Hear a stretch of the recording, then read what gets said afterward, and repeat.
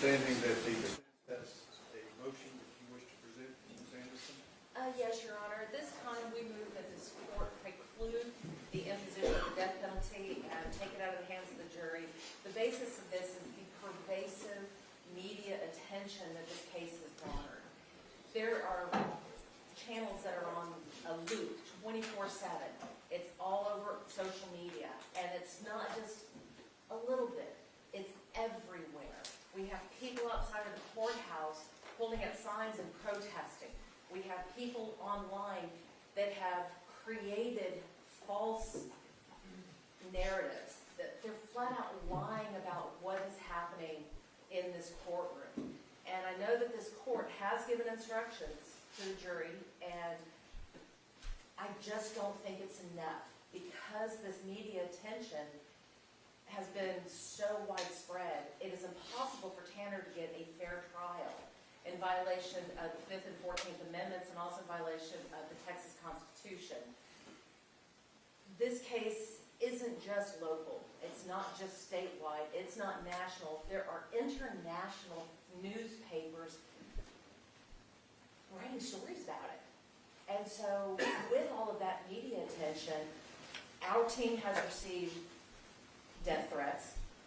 Our witnesses have received death threats. Our client has received death threats. And so what we're asking the judge to do, and what we're asking you to do, is to preclude the death penalty in this case, because that's the only thing that can remediate the publicity that they have. And the reason that we're asking that is, put yourself in the jury's position. You know that this case is international news. You know that this case is a hot topic. You know that this case has raised such passions that it results in death threats against the defense team. You know all of this. Now imagine you as juror going to church on Sunday, and the person sitting next to me, or sitting next to you, says, I know you're on jury duty. How'd that go? You were gone for 5 weeks. You must have been on that case. I can't believe you did X, Y, Z. So in taking away their ability to sentence them to life without repercussions from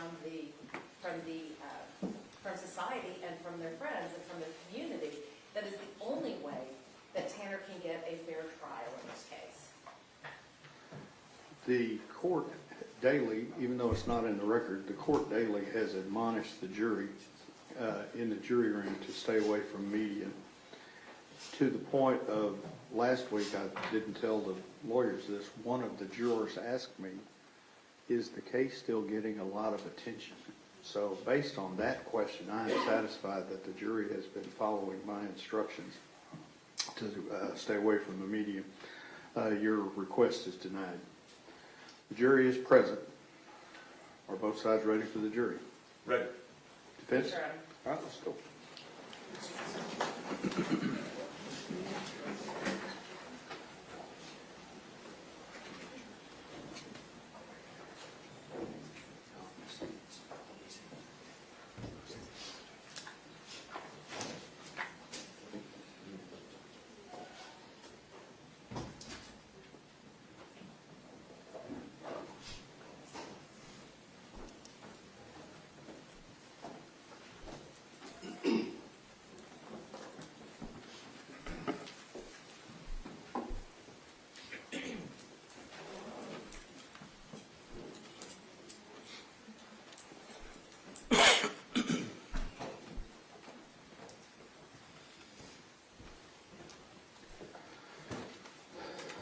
Everyone may be seated. Good morning. Members of the jury, the defendant Tanner Lynn Horter stands charged by indictment with the offense of capital murder, alleged to have been committed in Wise County, Texas on or about the 30th day of November 2022. To this charge, the defendant has pleaded guilty. The defendant has entered this plea, and the court hereby instructs the jury to find the defendant guilty as charged in the indictment. Your verdict must be by unanimous vote of all members of the jury. In deliberating on the case, you shall consider these instructions as a whole, and you must not refer to or discuss any matters not in evidence before you. Our law provides a defendant may testify on his own behalf if he elects to do so. This, however, is a privilege accorded to the defendant, and in the event he does not testify, that fact cannot be taken as a circumstance against him. In this case, the defendant has not testified, and you are instructed that you cannot and must not refer or allude to this fact throughout your deliberations, or take it into consideration for any purpose whatsoever as a circumstance against the defendant.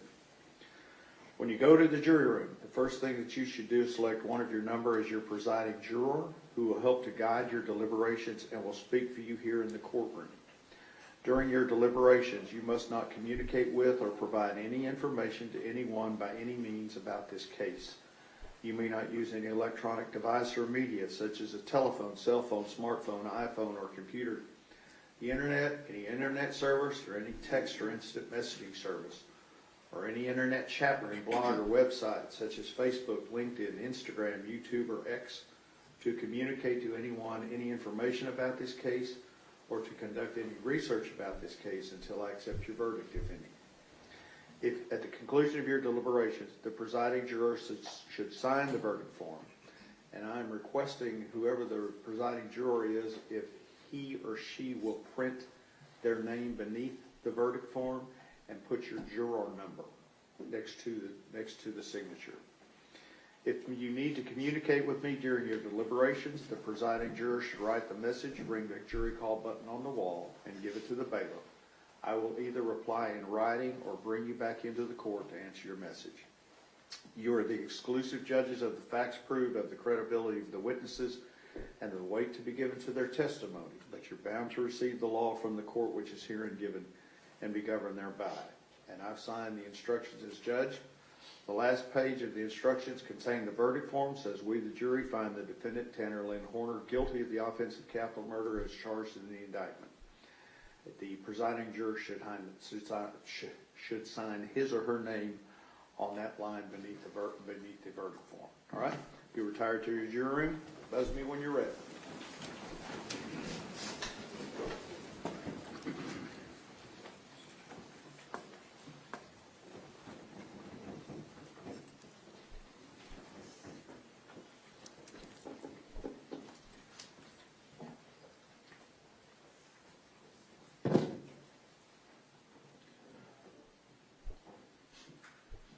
All right, we'll be in recess for a few minutes.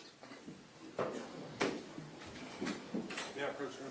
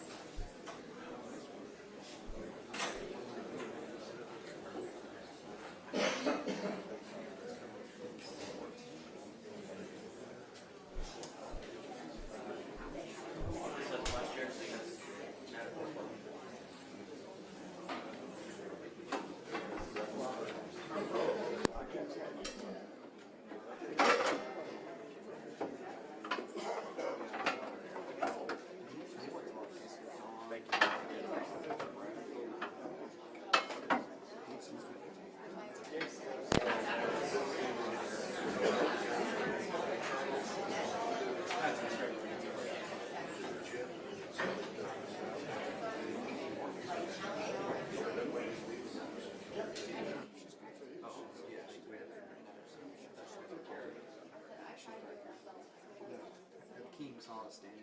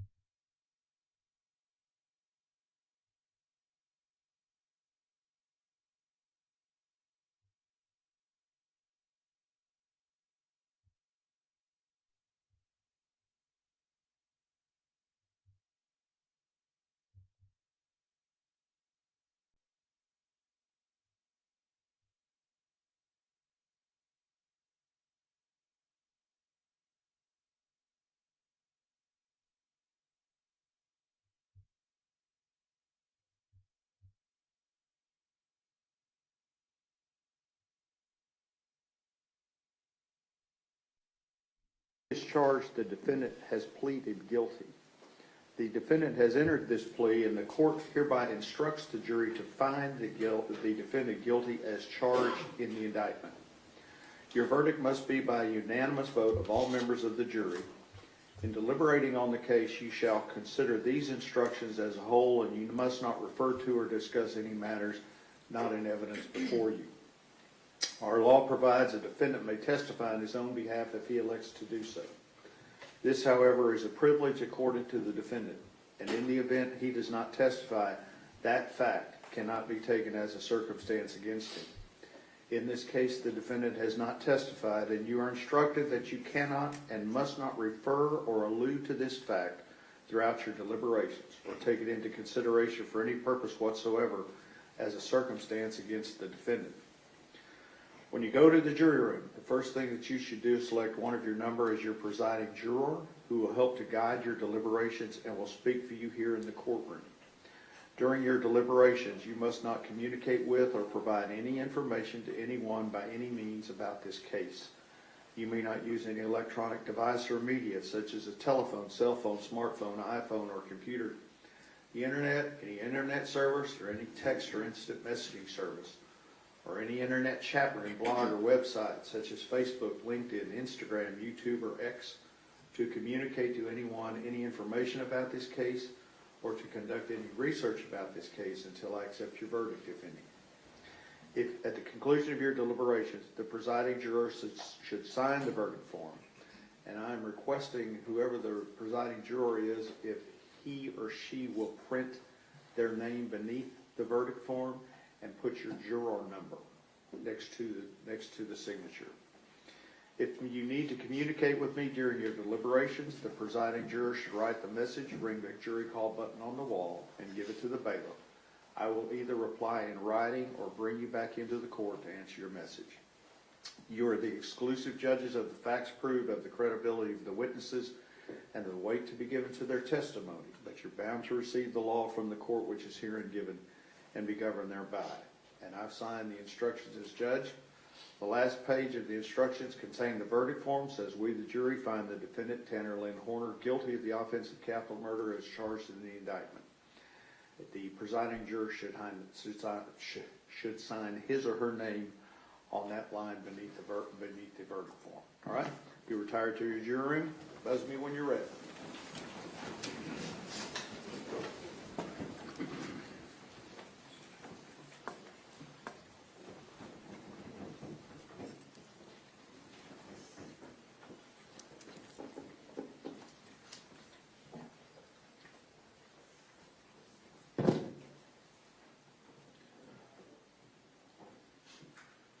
All right, we'll be in recess for a few minutes. Yeah, Commissioner.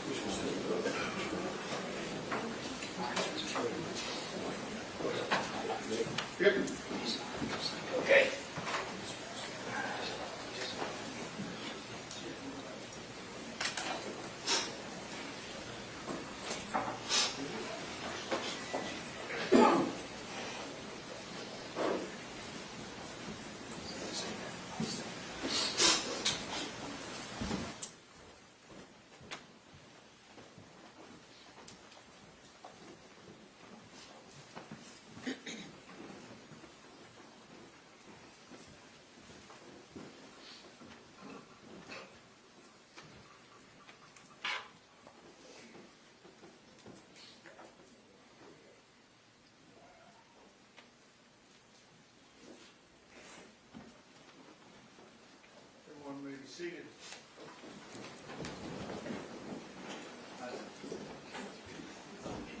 Mr. Presiding Juror, it's my understanding that this jury has reached a verdict. Is that correct? Yes, sir. And paperwork, please, deputies.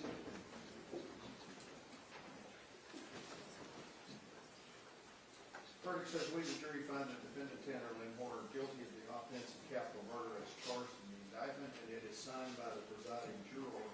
Does either side desire a vote? No, Your Honor. No, sir. All right. Members of the jury, I will now read you the instructions on punishment. Lawyers will then make their closing arguments. At the conclusion of the closing arguments, you retire to your jury and begin your deliberations on punishment. Okay? Members of the jury, the defendant Tanner Lynn Horner has been found guilty by you of the offense of capital murder. Therefore, it now becomes your duty to determine the punishment to be assessed against the defendant.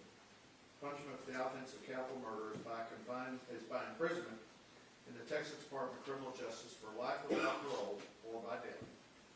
In order for the punishment to be assessed, two special issues are being submitted to you.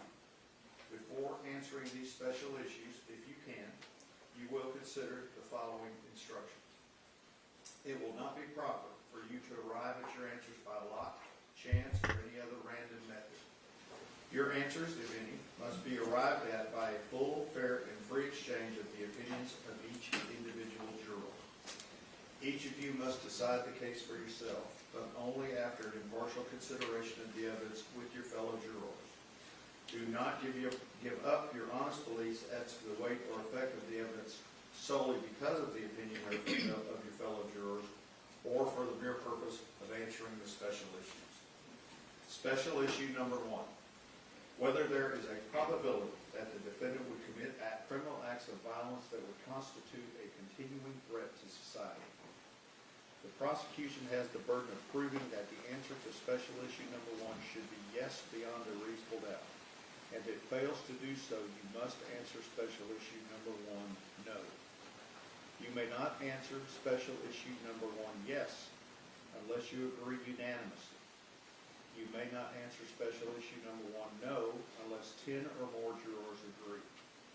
The members of the jury need not agree on what particular evidence supports a negative answer to special issue number 1. If any juror has a reasonable doubt as to the answer to the above special issue, the juror shall vote no as to that issue. In deliberating on special issue number 1, you shall take into consideration all of the facts shown by the evidence admitted before you in the full trial of the case, including evidence of the defendant's background or character or the circumstances of the offense that militates for or mitigates against the imposition of the death penalty and the law as submitted to you in this charge. Only if the jury unanimously answers special issue number 1 yes, will the jury next consider special issue number 2. Otherwise, the jury shall not answer special issue number 2. Special issue number 2. Whether taking into consideration all of the evidence, including the circumstances of the offense, the defendant's character and background, and the personal moral culpability of the defendant, there is a sufficient mitigating circumstance or circumstances to warrant that a sentence of life imprisonment without parole, rather than a death sentence, be imposed. You shall answer special issue number 2 either yes or no. You are instructed that you may not answer special issue number 2 no unless you agree unanimously. You may not answer special issue number 2 yes unless 10 or more jurors agree. The members of the jury need not agree on what particular evidence supports an affirmative finding on special issue number 2. You shall consider mitigating evidence to be evidence that a jury might regard as reducing the defendant's moral blameworthiness.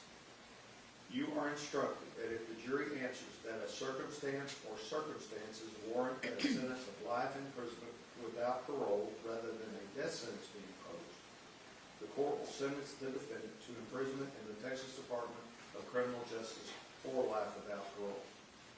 A defendant sentenced to confinement for life without parole is ineligible for release from the Texas Department of Criminal Justice on parole. The state has introduced evidence of extraneous crimes or bad acts other than the one charged in the indictment in this case. This evidence was admitted only for the purpose of assisting you, if it does, in determining the proper punishment of the offense for which you have found the defendant guilty.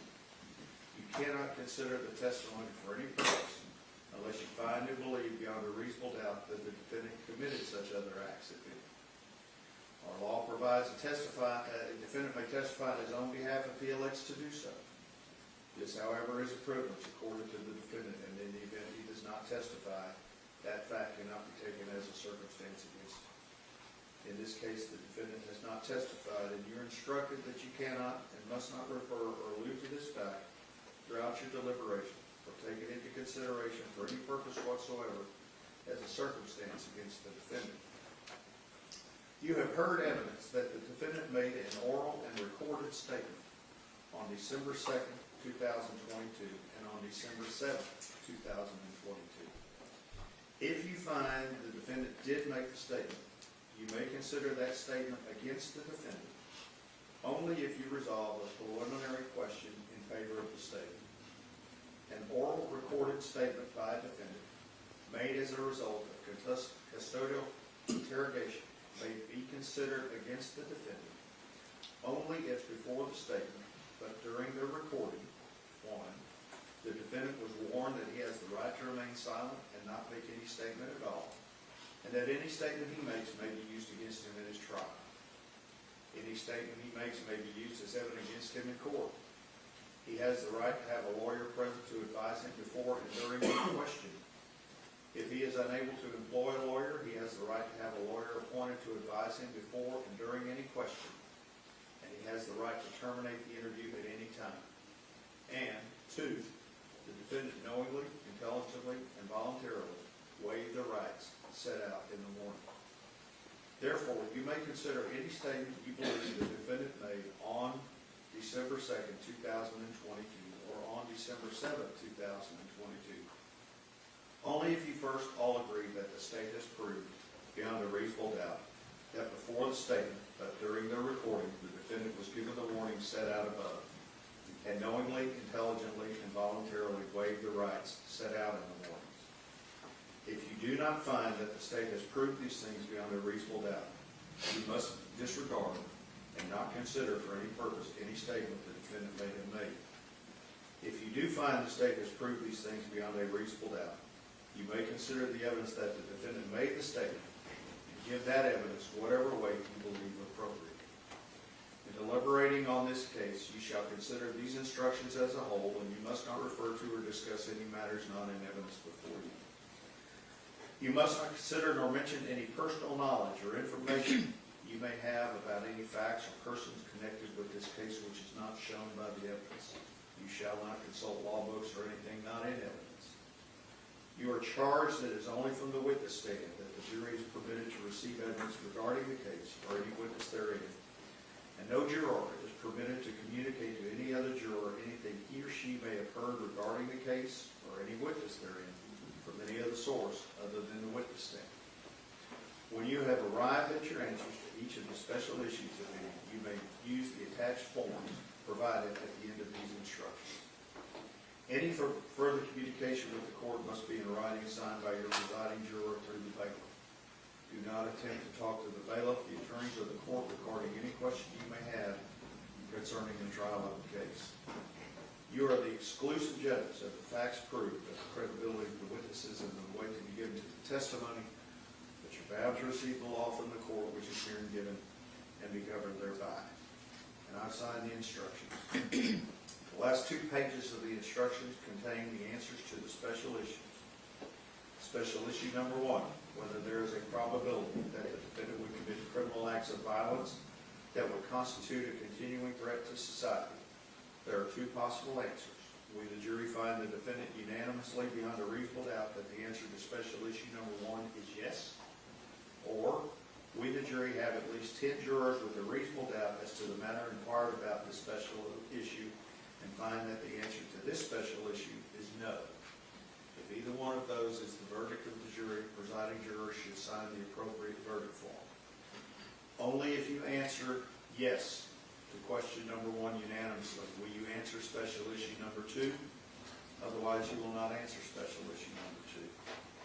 Special issue number 2, whether taking into consideration all the evidence, including the circumstances of the offense, the defendant's character and background, and the personal moral culpability of the defendant, there is a sufficient mitigating circumstance or circumstances to warrant that the sentence of life imprisonment without parole rather than the death sentence be imposed. Again, there are 2 possible answers. We, the jury, find the defendant that the answer, unanimously find the answer to special issue number 2 is no, or we, the jury, have at least 10 jurors that agree the answer to special issue number 2 is yes, and find that the answer to this special issue is yes. The presiding juror should sign his name on the space beneath the appropriate verdict form. Mr. Staple. Thank you, Your Honor.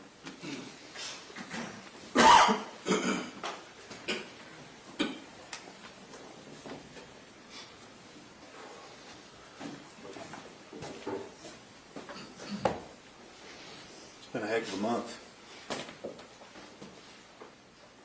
I want to thank you up front for being so attentive and giving us your time away from home, away from your families, away from work. We appreciate that. The way it works today is I've got a few things to say. The defense will have a few things to say, and then I will finish, and you will get the charge of the court that the judge just read you. I'm not going to go through all the evidence in the case. I don't have enough time. The judge gives me an hour, and then I get the hook, so to speak. But I do think there are some things that are important.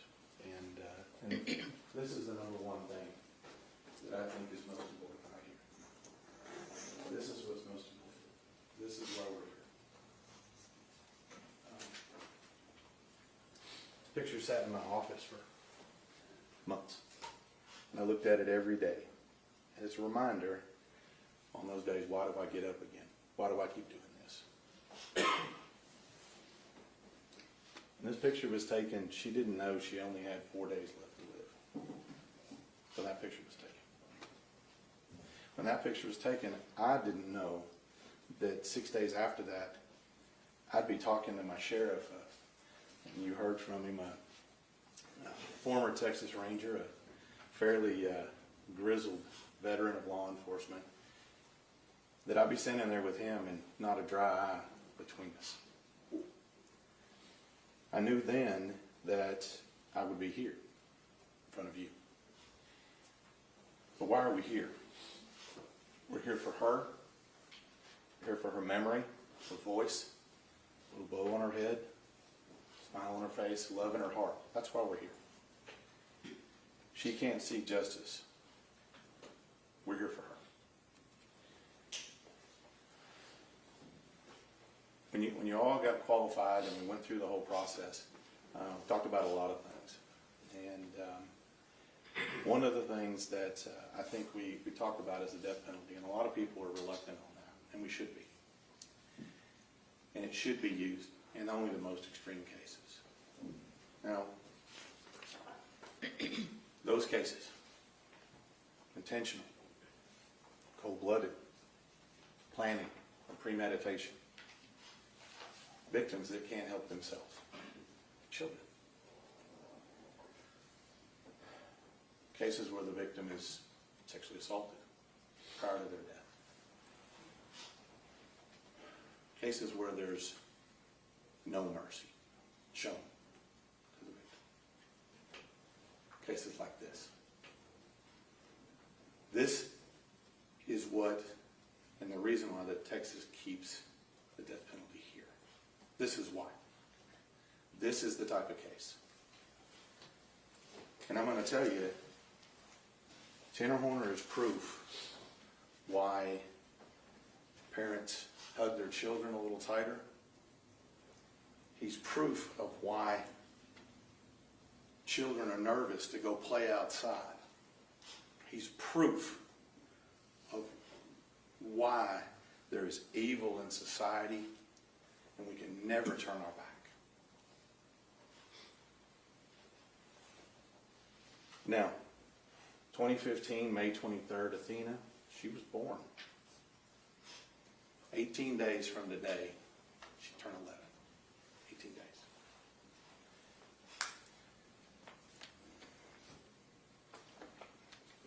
If you remember on opening, we talked a lot about past tense. And I'm not even trying with the glasses anymore because my eyes are smoked after this trial. We talked a lot about wood. We talked about past tense. And I think it's important. We've heard a lot about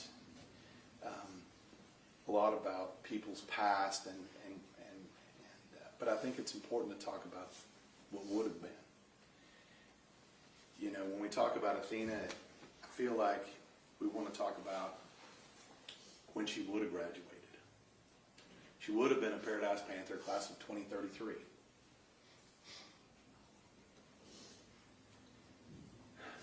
She would have celebrated her birthday party in 18 days. And I can promise you there would have been an overload of pink. That's all wood. Okay. The other questions we look at is the future. We look at, you know, when you look at it, you ask yourself, you know, who would she marry? Who would be her first boyfriend? Real boyfriend. You know, some things that I thought about is what kind of shoes would she wear under her wedding dress? Those things are important. Who would she marry? Right? What kind of job would she have? That's what's important here. Her future. And the fact that Tanner Horner cut that short. Brutally cut that short. So that's why we're here today. Tried to do all this by memory. It just doesn't happen. We've been here 5 weeks now. It just doesn't happen. So the big thing here is this case is going to require a tough choice. We all know this. But the right thing is often the toughest choice. Now, we're taught as baby lawyers, we're supposed to get up here and bring all the fire and brimstone. And I can assure you, I can generate some fire and brimstone. But this isn't the case for it. I can't do any more or say anything more than what you've already seen on that screen. There's nothing I can do. There's no amount of fire and brimstone. There's no amount of jumping up and down and being like that could ever come close to what you've already seen. And I'm not even going to try. The evidence in this case, I'm not going to go through it because it is massive. But the big point of all of this evidence is this. If you start at the beginning, you know the facts. You heard the facts. When I came up here in opening, I told you I was going to put you as close as you could be to actually being there. And I did not lie. In this case, the evidence, you know, we talked about the worst of the worst in the cases that like this, cases that have planning or premeditation. Don't discount the fact that somebody decided to cover up the camera an hour before, 2 days in a row, on exactly the same road with 2 different locations with 2 little girls that were there. You saw the videos. My suspicion is those husband girls would have been first if the parents hadn't come out. They were first. Only when that didn't happen, Dean was second. So the evidence speaks for itself. You know, when you talk about planning, it's not all just pre-planning. It's the understanding of what you're going to do after. You know, for somebody that is having some form of catastrophe and inability to think or solve problems, out of all the random roads you could have chosen to go and sexually assault Athena, you drive right to it. You know the road. You know what's going on. You know the bumps. You know what's there. You don't pick some random road. You go to where you know it's secluded. That's planning. That's not somebody having a catastrophe and doesn't know where they are. Okay. So,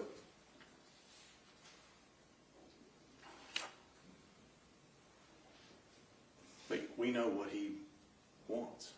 We know because you heard it.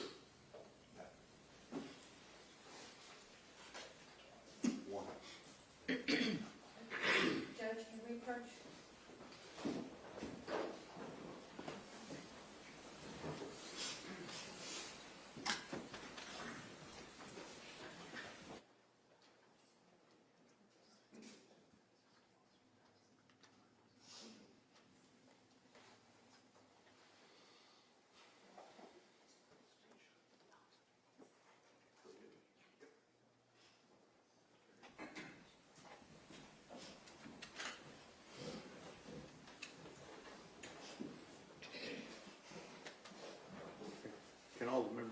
courtesy of the board.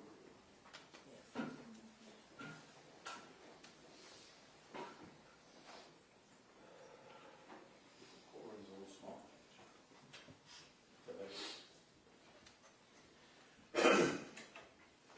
We know what he wants. And we know what's coming. Dina didn't know what was coming. He knows what's coming. That's not the eyes, that's not the look of someone who doesn't have a plan, doesn't have motivation, that hasn't thought this out, that hasn't fantasized about this. That's the look of a predator right there. Now, about the evidence, you know what happened. I'm not going to go over that anymore. There's a couple of things here that I think are important. I talked to you about DNA, and I think DNA is important. The only acceptable answer in this case is that Tanner Horner was excluded. That's the only acceptable answer. And that's not the answer we have. Period. It's not that, well, we found some DNA, and it was his, but, maybe it's not enough. It's like when Dr. Ryan got up there and said, well, he's not a pedophile. It only happened one time. I beg to differ with that. Now, when we talk about the murder and what happened, you guys heard it. And I don't want anybody to ever forget what kind of warrior that little girl was. I don't know if anybody could have withstood what she withstood over and over again. I don't know anybody that could have withstood that. He can choke her, he can beat her, he can do it over and over again. But what do we know? We know the end result was right here. This is what it took.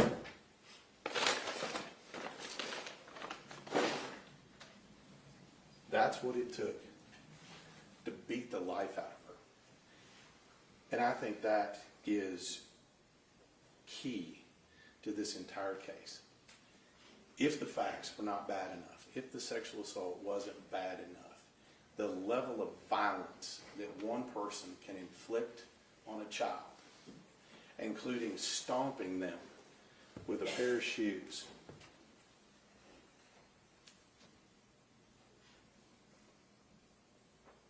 I'm not wondering where that tread-like print came from anymore, because we know.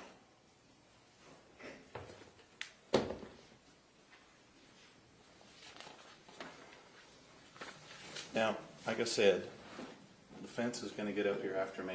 They're going to have some things to say as well. That's how it works. Okay. But what I anticipate is going to be a continuation of what you've already heard. His brain's broken somehow. He's got all these conditions. He's got all these ailments, all these things. He may have some or part of those. Apparently, according to Dr. Young, he even got low T. We even got the lead paint guy. Now, I don't know about the lead paint guy. I don't know if it works or not. I don't know if his little homemade zapper works or not. I honestly don't know. But what I do know is this. If you're going to come in here and try to convince us that somebody has all this lead in their system, it's causing all the problems, why do you test anybody else? I mean, if you want us to believe you and all this stuff's going on, why don't you test the other people in the house? I don't think you want to know the answer. That's why you don't do it. So when we get up here, there's going to be a lot of talk about second chance. There's going to be a lot of talk about, maybe mercy. There's going to be a lot of talk about, his deficits and disabilities and things of that nature. But let's remember this.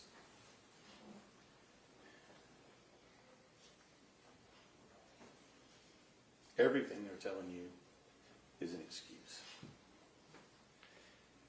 You know, I know it's an excuse because it took 6 or 7 experts and $500,000 to come up here and tell you it's not an excuse. That's how you know. If you've got to work that hard to try to prove that some kind of excuse, we know what the answer is. They're trying to get you to excuse his conduct. They're trying to get you to be less angry or less blameworthy on somebody for their conduct.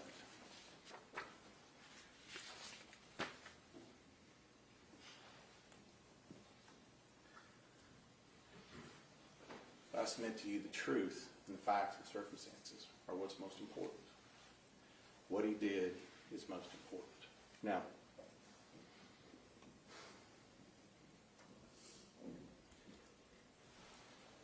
in looking at all of this, if you want mercy and you want somebody to consider giving you life when you gave no life here, when you gave no mercy here, what does it start with?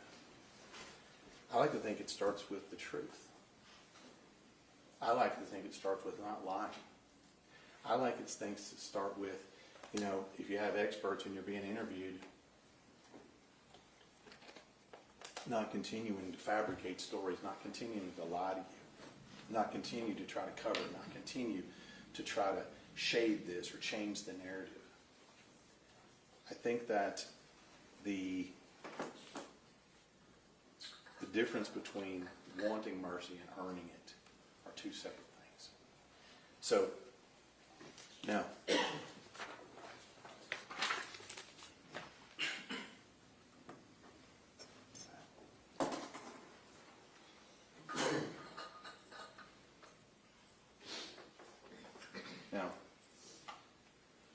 what you've heard for the past 2 weeks is that person driving that vehicle, you can see it right here, this person right here driving this vehicle. You've heard for the last 2 weeks about every form of ailment one could possibly have. And you heard about the last 2 weeks how that person can't cope, has stress, has the inability to do basically anything on the earth whatsoever. It essentially is incapable of doing anything. If you have any doubt about that, watch the 8 minutes of this video right here, from when he pulls in to Athena's driveway until he covers up the camera. If you have any doubt about somebody's ability to do and participate and be out in the world, watch that video. Because it's real, real clear. That's an individual who knows what they're doing. That's an individual who's hunting. That's an individual who's looking around and understanding what's around him. That is an individual who is absolutely lethal. That's an individual who targeted somebody, found somebody, tricked somebody, got him into the vehicle. You all saw when he took his hand and he put it over her mouth. He knows what's coming. You all saw right here. You all saw right here. Bungee cords, trying to tie somebody up. You all saw that. This is not an individual that's on some form of stress-fueled catastrophe. And the cocaine nonsense, come on.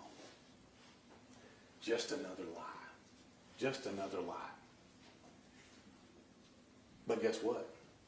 When you know that you've been caught covering up the camera, when you know you've been caught, what do? You come up with another lie that fits your narrative. That's what you do. And that's what's happened in this case. It's lie upon lie upon lie. This person driving this vehicle, cool, calm, and obviously lethal. So, are you going to believe what you hear up here, that this person is basically can't even get up in the morning? Or are you going to believe your eyes and what you see and hear?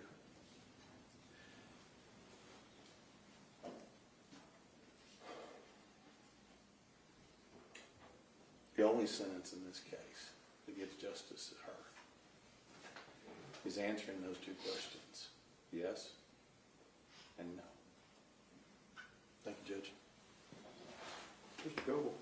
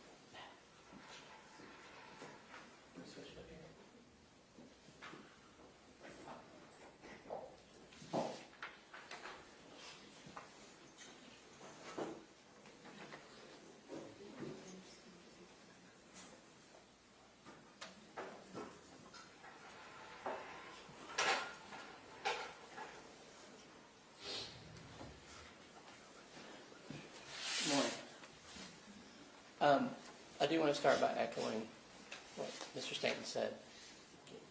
This jury, I think about every one of you said something to the effect of, you didn't really want to be here, but if it was your civic duty, you would do it. And I appreciate you all showing up every day, attentive, punctual. It's hard to pay attention to everything. I know we put on a lot. And not every jury does that, frankly. And you all have been really impressive, and I appreciate it. Now, you already did the first part, rendering the verdict that he's guilty of capital murder, according to his plea. That means he will spend the rest of his life in prison. We know that.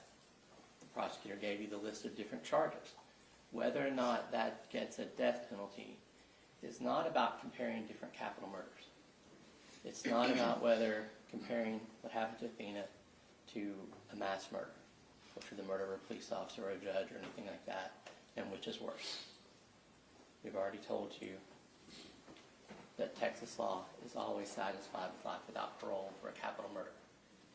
In this case, any case, the worst case you can imagine.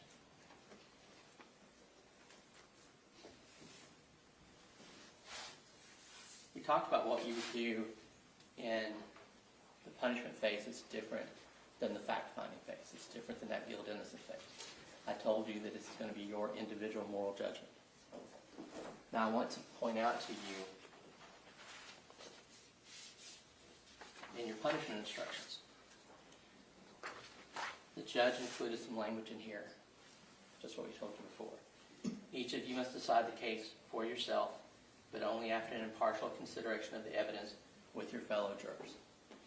Remember we talked about what deliberating means. We're attorneys. If we meant for you to argue, to fight, to berate each other, we know what those words are.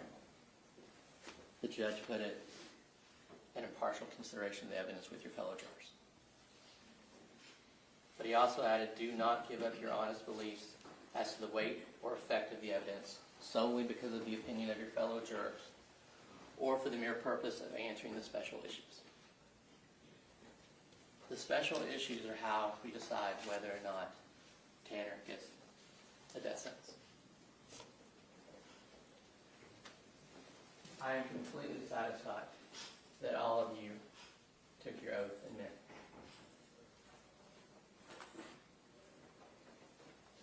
it. Now what that means, and I'm only going to talk about special one, is that you have to apply this. Whether there's a probability that the defendant would commit criminal acts of violence that would constitute a continuing threat to society. And Susan or I explained to each one of you when we talked individually that this is where that individual moral judgment comes in. That you're going to define what these terms mean. What a probability is.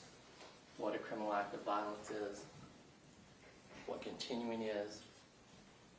And though the prosecutor and a lot of you gave you some suggestions that could be ongoing for continuing acts of violence, could be something, assault, things like that. But that's ultimately going to be up to you. We did talk about society being prison, a more secure society than any of us live in day to day. And I'll get back to that in a minute. But remember, this proof has to be beyond a reasonable doubt. I told you before, I gave you the sample. All that language is still here. Prosecution has the burden of proving that the answer to special issue number 1 is yes, beyond a reasonable doubt. Frankly, they spent their 2 weeks proving the case that he pled guilty to, talking about lying and waste of resources. They didn't put on any evidence that Tanner Horner is going to be a continuing threat to society in prison. Nothing.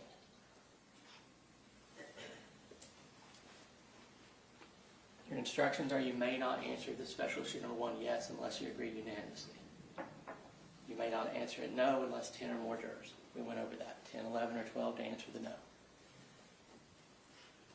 But I just read to you, you're not to give up your individual moral judgment. That's what you need to bring back to the court. So if you don't meet that 10, you don't meet that 12, that's fine. The judge knows what to do. We've already told you, you leave that blank, have the foreperson sign it, and the judge will take care of it. There's no mistrial. There's no hung juries. This is capital punishment, and it's different.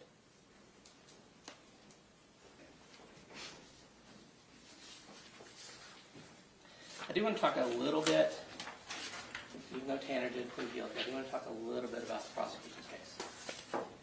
He told you his theme was lying. Brought it up again. There's nothing about lying on here.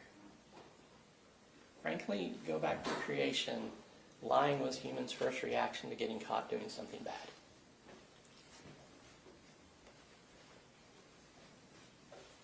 Deputy Amy handled every piece of physical evidence in this case, handled every photograph.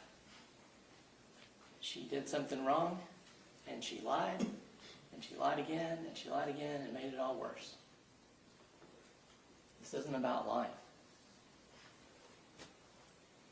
Ranger Espinoza told you he lies as an interrogation technique. He lied in this case to get the information he wanted. This case isn't about lying. You don't get the death sentence for lying.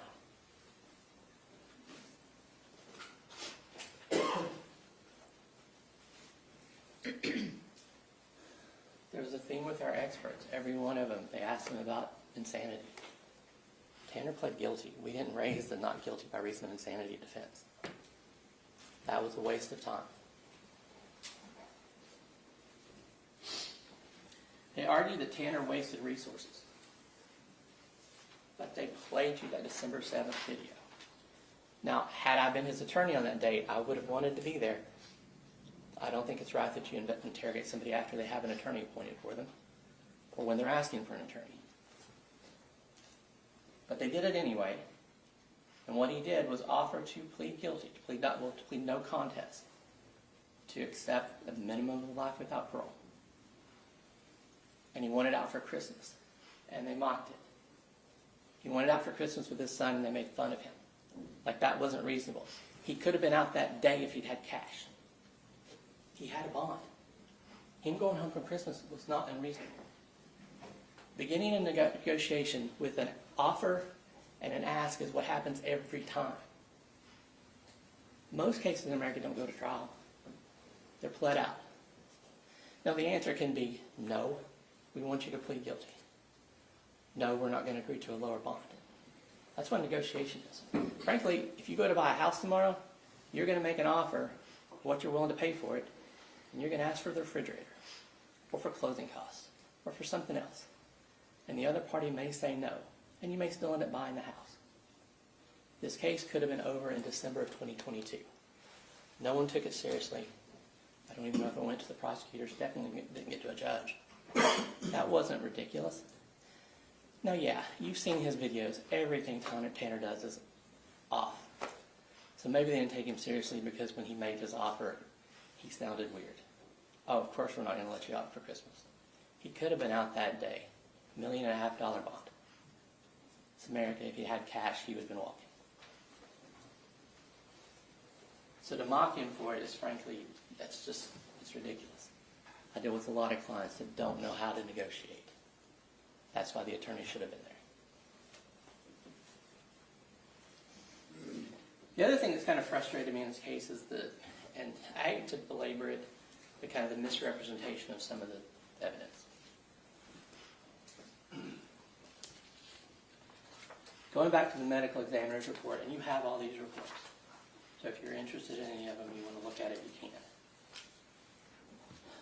The medical examiner testified and put in her report, the external genitalia, anus, and perineum are unremarkable. No trauma is appreciated on the vagina, or the vaginal labia, or within the vaginal vault.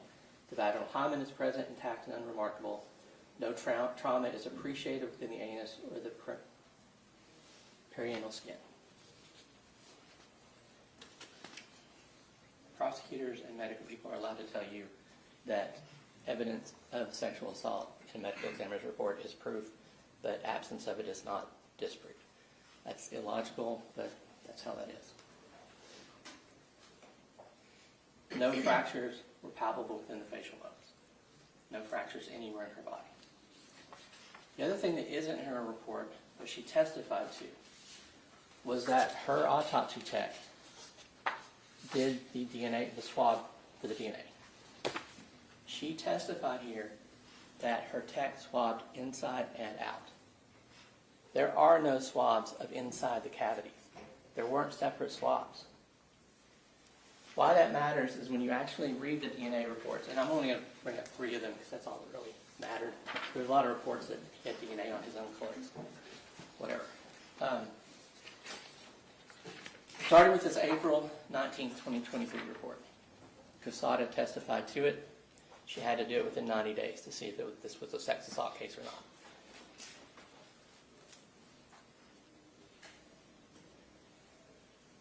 The phrases epithelial cell fraction and sperm cell fraction don't mean what you think they mean. It tells you right in this report. Casada testified to it. Epithelial cell fraction could contain semen. Sperm cell fraction can contain skin cells. The notations of epithelial cell fraction and sperm cell fraction are for sample tracking purposes only and are not intended to indicate the source of the DNA. This April 2023 DNA analysis, the likelihood ratio indicates support for the proposition that the suspect is excluded as a possible contributor to the profile. So this first DNA sample excluded, it was someone else's DNA.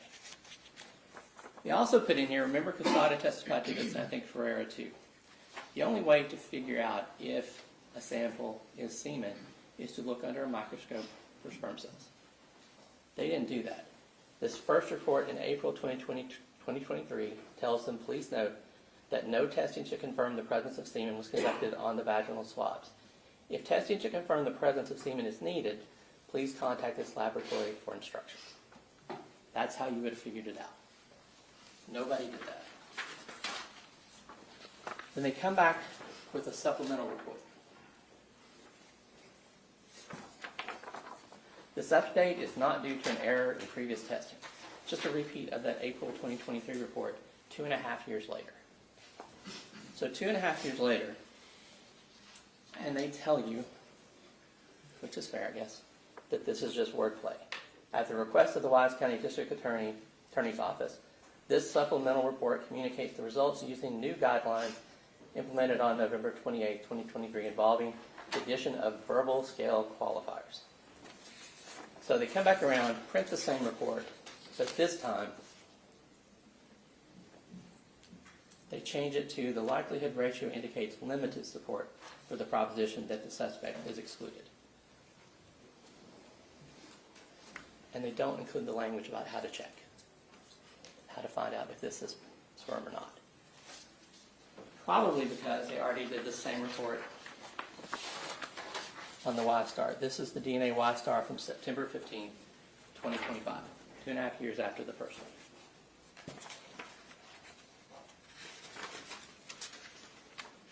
Remember Casada testified she didn't take those swabs. She's not saying it's epithelial skin or skin cells. She's not saying it's semen cells. The swabs were taken externally. Unfortunately, we know Tanner undressed Athena. Tanner covered Athena's mouth. This report doesn't tell us anything more than that. I had a brief discussion with Ms. Casada about how little DNA was there. It's an infinitesimally small amount. Every time it got brought up, I tried to object that these were somehow proof of sexual assault. They're just not. The medical examiner's report and the DNA reports.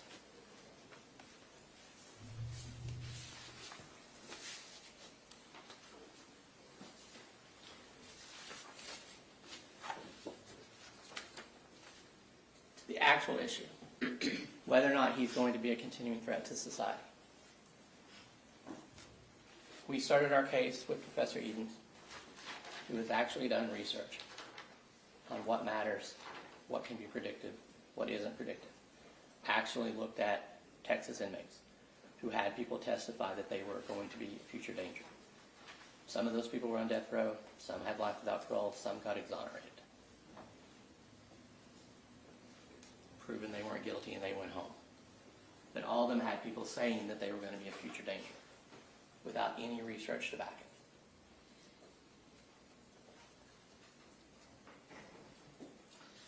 Now, Professor Edens did say there are things that do matter. If you go to prison the first time between 18 and 21, if you have a lower education, don't have at least a high school diploma or a GED. If you're a member of a gang, on the outside or when you get in, there's a higher likelihood that there's going to be violence.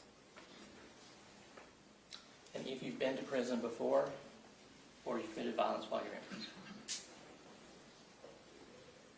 Those would seem like common sense, but he also went through the hard work of researching it and teaching people how to look at this. For Tanner, none of those apply. Tanner was 31 when he went to prison. Tanner is not the person you see on the news who's been arrested 31 times and released despite it being violent crimes. This is Tanner's first time. He has his high school diploma, not a member of a gang, obviously. 2 jails, plenty of people, female, male, volunteers, religious meetings. You've heard, obviously, every expert we brought up here, he went to visit them, transported for his brain scans, transported between the jails, transported to court. No write-ups with either group of people. No write-ups in either jail.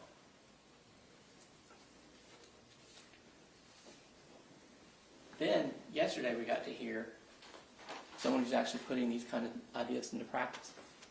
Director Fitzpatrick is in charge of classification. He told you his top priority is public safety. Safety of staff, safety of visitors, safety of inmates. 142,000 inmates plus in TDCJ right now. 30,000 employees. 29,000 approved visitors.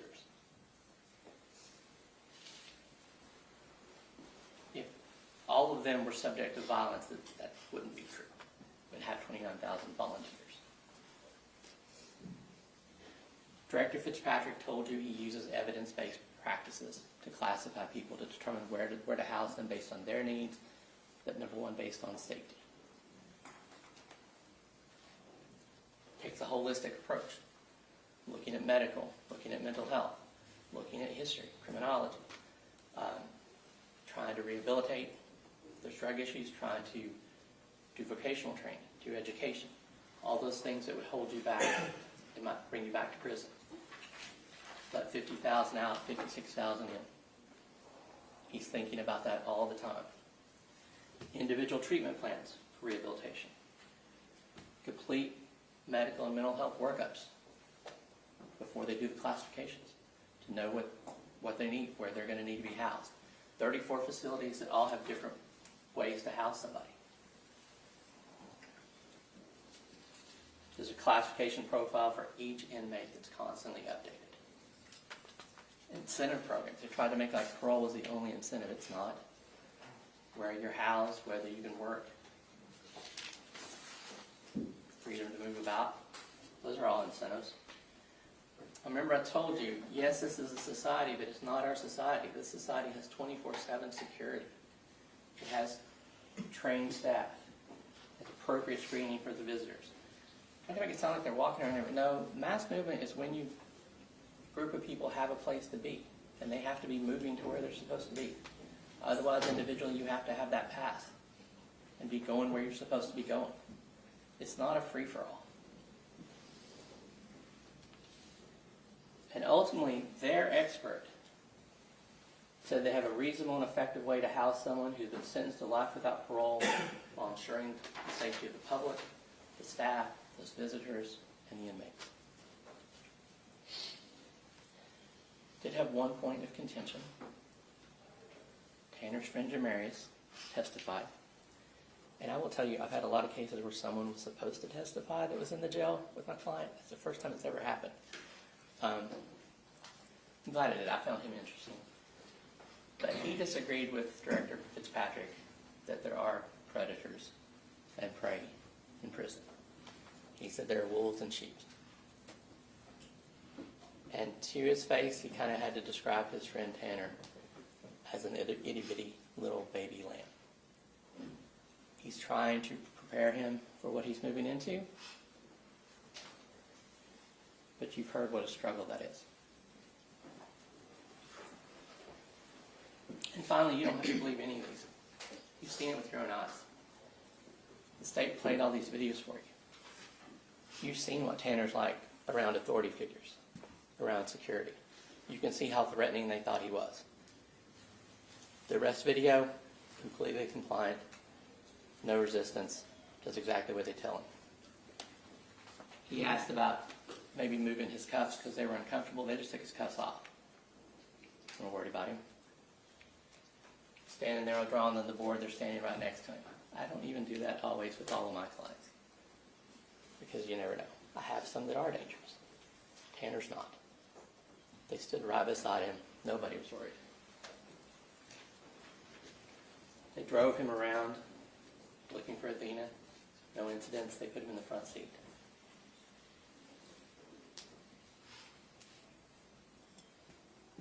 Stood outside chatting with him about Waffle House, smoking a cigarette.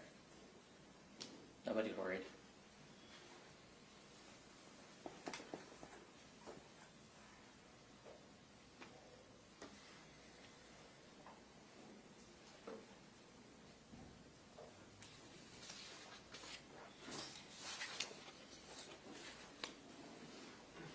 And while I tried to give you evidence, the state played those videos for you. Ultimately, the burden's on them. They have to prove beyond a reasonable doubt that Tanner Horner is going to be a continuing threat to society in a prison setting with his classification, G3, with their constant workups, with the many housing options they have, that he's going to be a continuing threat to society, and he just isn't. So that's where we come back to that oath that you all took to follow the law. And this is the law. The law isn't that you get the death sentence because that capital murder was worse than another capital murder. They're all terrible. This one is terrible. But he will spend the rest of his life in prison for it.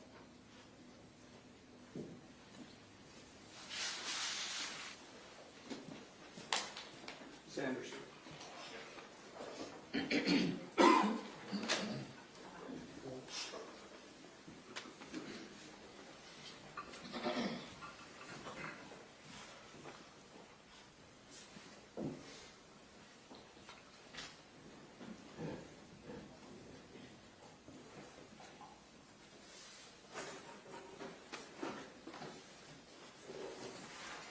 Good morning. I'm here to talk to you about special issue number 2. I promise you I'm not going to sit up here and rehash the experts' testimony. You have the reports. You have their notes. You heard what they said from the witness stand. I'm also not going to stand up here and rehash all the evidence. You heard the evidence. And if you have questions about what the evidence showed, you have the absolute right to come, to knock on that door and ask the judge, hey, we have a question about that evidence. But when it comes to special issue number 2, we're talking about the mitigation aspect of it. And we only get to special issue number 2 if each and every one of you has decided that the state has proved their case beyond a reasonable doubt that Tanner Horner is a continuing threat to society. Only if all 12 of you agree will we even get to this part. But in order to understand this, in order to understand the importance of mitigation, especially in this case, you have to understand child development. Because understanding how a child develops is key to understanding the man Tanner is today, but also the person that was in that van on November 30th of 2022. Tanner's problems began before he was even born. And we know that child development begins in utero. So Tanner's mother drank alcohol heavily during that first 8-week period of her pregnancy. We also know that she smoked cigarettes. We also know that she smoked marijuana. And the result in this case was a diagnosis of fetal alcohol syndrome disorder. Now, FASD is a neurodevelopmental disorder that is characterized by emotional dysregulation, cognitive impairments, problem-solving abilities, and other issues. Now, how do we know that FASD is a valid diagnosis? It was supported by the testing. It was supported by imaging. You have the reports, you can read those.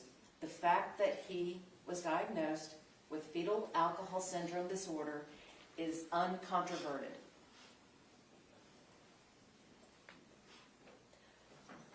There are several phases to child development. We know that it begins in utero, but once you're born, you have to learn to explore your own world. Now, where does this happen? When a child is born, their parents are the world. From your parents, you learn love, you learn safety, you learn security. But what happens to a child that doesn't have all of those? Now, again, it's undisputed that his mother loved him very much. But did she have the ability to provide security? Did she have the ability to provide safety? She didn't. During this crucial part of his development, rather than providing him that security and safety, what did his mother do? Left a 10-month-old child, baby, with a 10-year-old cousin to babysit. Not just for a few hours, not just late into the evening, but overnight, and for multiple days at a time. Now, the babysitter, even at that young age, realized that something was just a little off with Tanner. He wasn't like the other kids. One minute he was running around like the Tasmanian devil, and at other times he would put himself in timeout and face the corner and be still. But the other thing she noticed is he liked to eat coins. She had to put him up on the shelf so he could not get to these coins. He loved to eat coins and then go to the bathroom, poop them out, and then try to fish them out and do it all over again. She had to hide the change because he was his own ATM machine. And that's important because, according to the experts, that was also indicative of ADHD. Also, during this critical time period of development, his mother was in and out of the picture all the time. We know that she had her own issues. We know that she was in and out of jail. We know that she was in and out of drug rehab facilities. But that impeded Tanner's ability to have attachments. And Dr. Brahms talked to you about the importance of having a parent with whom you can form attachments. She talked about how important it was to have a parent from whom you can learn your coping skills. She talked about the importance of having a parent who could help bond and shape their behaviors. We didn't have this with Tanner's mother. She's a brave woman in many respects. She was brave enough to recognize that she could not provide for her son in the way that she wanted to. She had the desire, she did not have the ability. So she did the most heartbreaking thing that I think a parent could ever do, and that is give up her son to her mother to raise. And that was a very brave thing to do because she knew that Tanner would be loved by the grandmother and would be safe while she went to go to rehab to get clean. She also knew that she had legal problems and spent a good time in jail as well. Socialization. It's the next phase of childhood development. Socialization occurs when children are learning, basically how to navigate in the world. And you look at it like when you're a baby and you're a child, again, your parents are your world. Your crib is your environment. You have the safety of the confines of your own home. And then you go to pre-K. And then you go to daycare. and your world changes. It's a whole new environment. You don't have that safety net of your mom sitting next to you. You don't have that safety net of your wubby around with you. You have new experiences, new people, new things coming at you from all over the place. And if you are not equipped with the skills to navigate and to socialize, then that can impede your development. So we know that his grandmother had enrolled Tanner into daycare, Miss Diana's. And for the first time, Tanner had the opportunity to really socialize with children his own age outside of the home and outside of the family. But what happened at Miss Diana's? Well, Jackie watched as her only grandson tried to play with the other kids and was rejected. Tried to have conversations and was rebuffed. He tried to make friends, but he wasn't able to, and eventually he would just go sit on his own. That was when it was suggested that Tanner get tested. And what was the result? That was when the family learned that Tanner had Asperger's. Jackie and Melissa took their son to a clinic in Fort Worth. And it was there that they had the answer that they had been seeking. Why is my grandson different? Why is my son different?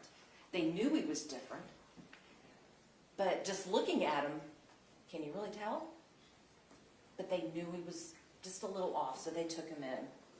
Now, Asperger's is another neurodevelopmental disorder that's characterized by communication issues and social interaction difficulties.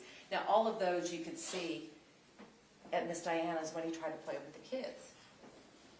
Now, Asperger's is not curable. Once you have Asperger's, you will always have Asperger's. You may learn some coping skills and some techniques to control the symptoms. You might learn how to have good eye contact. You might learn how to engage. You might learn how to do other things to help mask your symptoms. But at the end of the day, you still have Asperger's. And now Asperger's today falls under the autism spectrum disorder. So based on this diagnosis of the Asperger's, of the ASD, Tanner received special services in school. And you met the school psychologist who confirmed the diagnosis. You met the fifth grade teacher who talked about the difficulties that Tanner was having in school.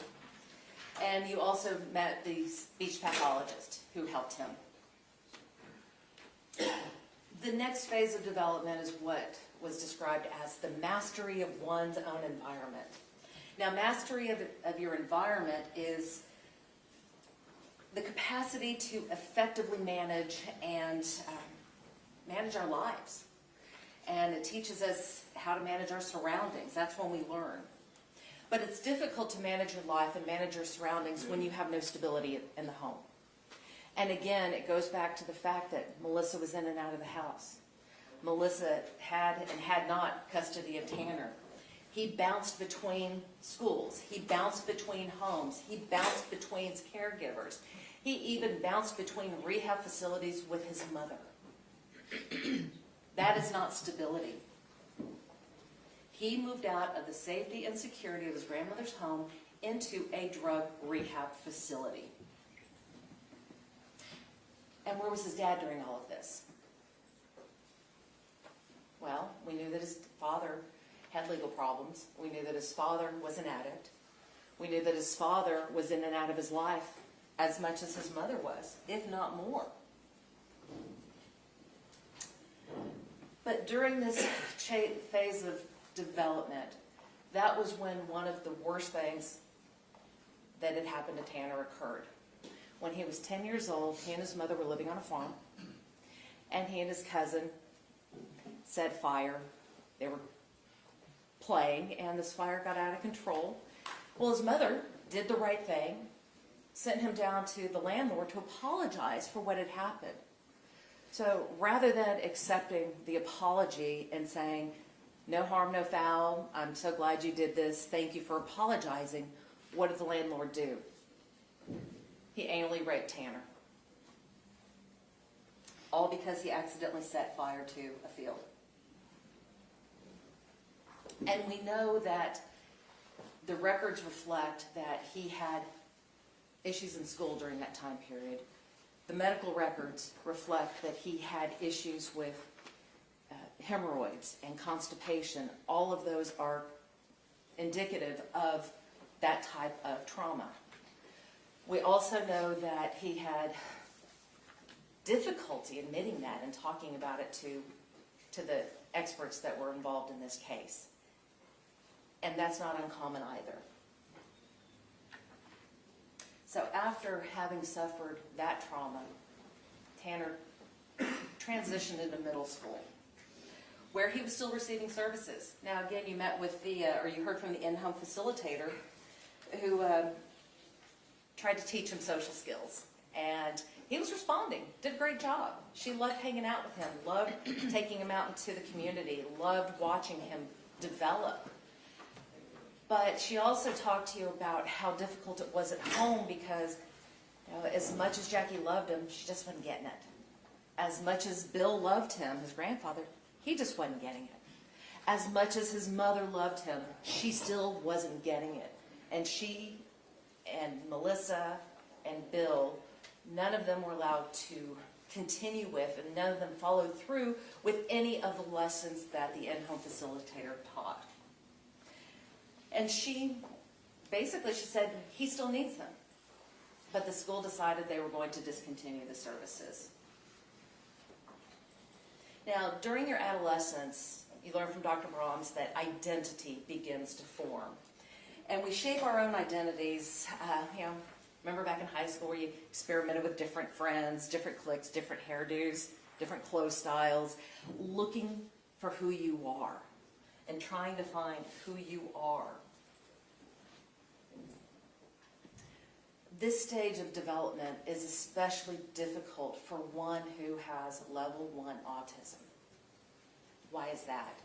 Because just looking at somebody, you can't tell if they're level 1 autistic. But the thing is, they know they're a little different. They know they're a little off. They know that they just don't quite fit in. They start to see themselves as an outcast. They start hanging out with other people that they identify with, other outcasts, and that becomes that self-fulfilling prophecy.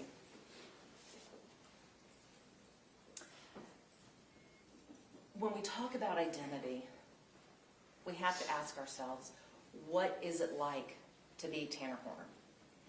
And Tanner described himself as being an android when everybody else is an apple.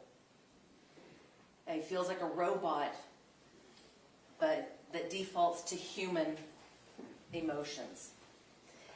And that's important because it shows that he recognizes that he's just a little different, but so wants to fit in.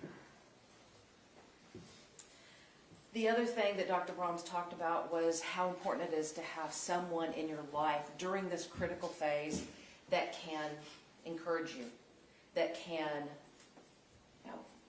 recognize your successes, give you that positive feedback that you want and that you need. He didn't have any of this. Again, he had a mother who loved him, but she was struggling with her own issues, the legal problems, the drug addiction, her own personal trauma. He had a grandmother who loved him, but she was also struggling with her own personal traumas, the traumas that she herself suffered, the traumas that were inflicted upon her daughter that she harbored such guilt for. She also had her own physical health to contend with. The last phase of childhood development that we learned about was emancipation into adulthood. And that's where we talk about where we have developed coping skills to become the integrated adult that we are. Now, what do we mean by an integrated adult? Well, that means that be able to absorb what is around you and take that in and make your decisions based upon what you've learned. No one at home taught him how to do this. He had no coping skills. His default became avoidance. He avoided everything. He deflected to music, to anime, to movies.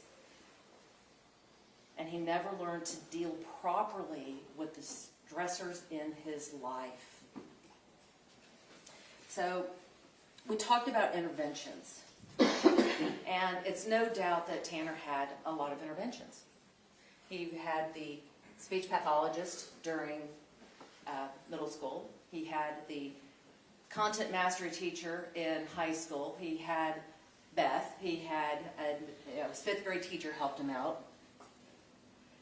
But remember what you learned is that if you don't continue with these interventions, use it or lose it. He didn't have anybody at home that could help him use it, and so you just kind of fall off. And it's also important to note that high school content mastery, it was available to everybody, and it really did work for him. It helped him graduate. Now, granted, he graduated in like the bottom 5% of his class, but he went on to graduate. After he graduated, things kind of drifted from band to band, from job to job, and then he met the mother of his child. They fell in love, moved in together, and they had a child. But moving in and having a fiance and having a baby isn't the same as settling down. You know, they moved around a lot. They still had a lot of chaos in their lives. They bounced between her mother's house, his grandmother's house. They lived with friends. They had their own apartment, all these different things. So there was still chaos in the life. They also had financial difficulties. We know that the mother of his child was suffering from postpartum issues. She wasn't able to work, wasn't able to keep the house, wasn't able to do all the things that she wanted to do, except go out and party. And we know that that's what they did, even though they were trying to save money to buy a place of their own. So Tanner was trying to be the only breadwinner, keep his fiance happy, save up to get the place of their own. So they never could seem to get ahead. They always had these issues. And then the car that they had broke down, so they had to get a new car. Kept rolling and rolling and rolling, and his boss came in and gave him $1,100. But that also added another layer of stress, because now Tanner had to work 6 days a week in order to pay that $150 a week back. When he took the job at FedEx, he thought that that would give him some stability in life. That's what he was hoping. And for a while it did. They still had the money problems, and they were working through all of that. But he had the root nasal. That's where he grew up. He knew those streets. He was able to do his routes without issue. And then his route got changed. Added another layer of stress. Another layer of stress that he was not able to cope with. When the route changed, the anxiety increased. New routes, new roads, new people, new routine. And that's what led up to this offense.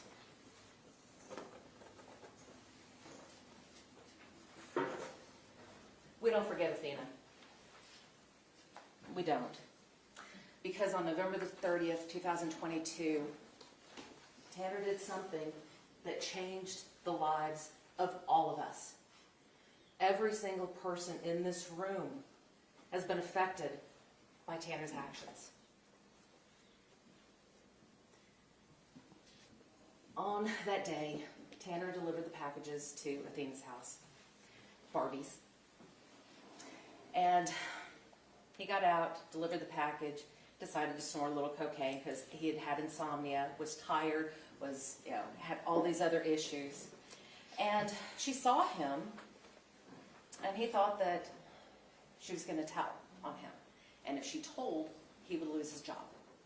If he lost his job, he would lose his car. If he lost his car, he wouldn't be able to have transportation for the baby. If he didn't have transportation for the baby, something could happen. He couldn't do this.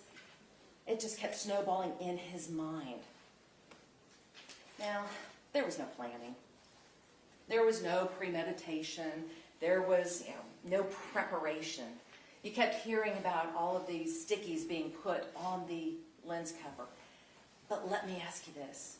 If you were planning to abduct a child, would you cover the lens cap before you did it or after you did it? It doesn't make sense, and that's where their assertions fall apart. It does make sense that he would have covered a lens cap to hide the fact that he was vaping weed. It does make sense that he would hide the lens cap or cover the camera lens if he was snorting some cocaine. It does make sense that he would do all of that, but it doesn't make sense that he would wait until after she was in the van to cover the lens cap. All of this was caught on video and audio, and like I said, there is not a person in this room that heard that was not deeply affected by that. We all were, and we all will have to carry that with us for the rest of our lives. No one should have to go through what Maitland Gandy and Jacob Strand went through. No one should have to bury their child. And when a child is taken in the way that she was taken, it's natural for us to be angry. We should be angry. We should be furious that her life was taken from her in that manner. We have every right to be, and we should be. And it's natural for us to want to know why this happened. But you know what? We won't ever know why it happened. It's easy to sit here and blame the autism, the lead exposure, the FASD, the ADHD, the mental health issues. It would be easy for us to do that. And the state keeps telling me that that's exactly what we did. But remember, every single witness that we asked, is this an excuse? This isn't a defense. This isn't a justification. And every single one is like, no. The fact that he has autism is not an excuse for killing Athena. The fact that he has fetal alcohol syndrome disorder does not excuse the attempted sexual assault. The fact that he has lead exposure does not excuse the murder. It is no excuse. It is not a defense. It is not a justification. But what all of these diagnoses do is it kind of helps explain how we got to this point, how we got there.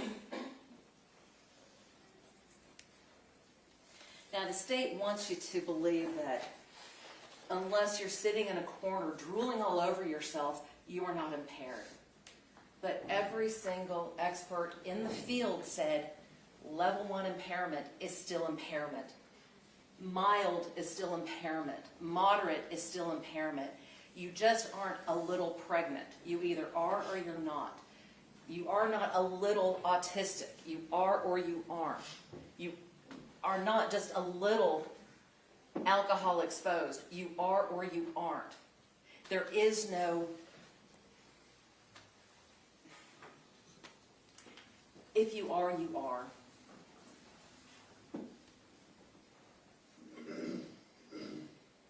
So the important thing to remember about these diagnoses is that they are not what we call additive. It doesn't mean he has autism plus FASD plus lead exposure plus ADHD plus mental health. That's not how it works. All of the experts testified that this is a compounding issue. So it would be autism times FASD times ADHD times lead exposure times all the other mental health issues. And so it doesn't boil down to, well, you had bad upbringing, you didn't kill anybody. Well, did that person also have autism? Did they also have FASD? Did they also have ADHD? Did they also have lead exposure? So we have these false equivalents going on throughout the state's questioning. It isn't a false equivalent. It is a compounding issue. So, again, what does it all mean? We know that Tanner had a history of catastrophizing. We know that. And in the most simplistic terms, it's making a mountain out of a molehill. And when he thought that Athena saw him doing cocaine. It never dawned on him that she wouldn't know what it meant. It never dawned on him that she might not recognize that what he was doing was wrong. In his mind, he jumped from point A to point Z in the most irrational fashion. So somehow, somebody, a child seeing him do something that they may or may not understand, ended up in him losing his child, losing his car, and being evicted from his house. So that's how his brain worked. And once he made the decision, the very bad decision, to take her, it just snowballed out of there. He didn't know how to get out of it. He wasn't able to reason and think about the consequences of his actions. And again, that's not anything new, because you heard from the teachers who recognized that issue all the way back in 5th grade. So this isn't something that the defense cooked up to try to get him out of it. No, we have the documentation from it.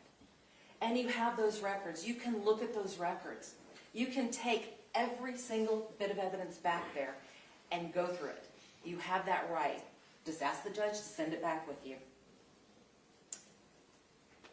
The catastrophizing isn't new either. You saw that also through many stories that you heard from the witness stand, especially the one where they talked about him losing his patience over at Outback over the dishes piling up. He was overwhelmed and wasn't able to cope. So rather than asking for help, which we kind of would probably think the normal person would do, no. He became overwhelmed and he quit because he couldn't handle it. And we talk about these diagnoses and how they are presented. Well, they were on full display during the interrogation videos. Full display. Dr. Brahms told you that every 5th sentence in those interrogation videos were diagnostic for her. Now, we know that he lied. We do. But as Steve pointed out, lying goes back to the dawn of time when we've tried to cover something that we have done wrong. It's not anything new. Officer Amy lied to cover her tracks. Joe Espinoza lied to try to get a confession. We have, to say that because he lied about the multiple personality disorder should discount everything else we know in this case is just a bunch of hooey. What we have to ask the question we have to ask ourselves is, was this lying a manipulation, or was it just a way of enabling himself to confess? Did Tanner actually confess? Yes, he did. But he did it in a different way. He took on the persona of Zero to enable him to make that confession. And we know that it's not uncommon for people with autism to speak about their person, speak about their brains in the third person, because it makes them easier to talk about their issues. It makes it easier for them to admit to things that they're embarrassed about, that they're ashamed of, that they're afraid of. But at the end of the day, was there a confession? And I got to ask you this, and we asked one of the witnesses, I can't remember which one, but we asked, did Tanner really think that he was fooling anybody by adopting that persona? I mean, Ranger Espinoza wasn't buying it. I don't think any of us was buying it. But, due to Tanner's lack of theory of mind, he was not able to perceive that the other people were not buying what he was trying to sell. And again, at the end of the day, he confessed to the crime and eventually led the officers to Athena's body.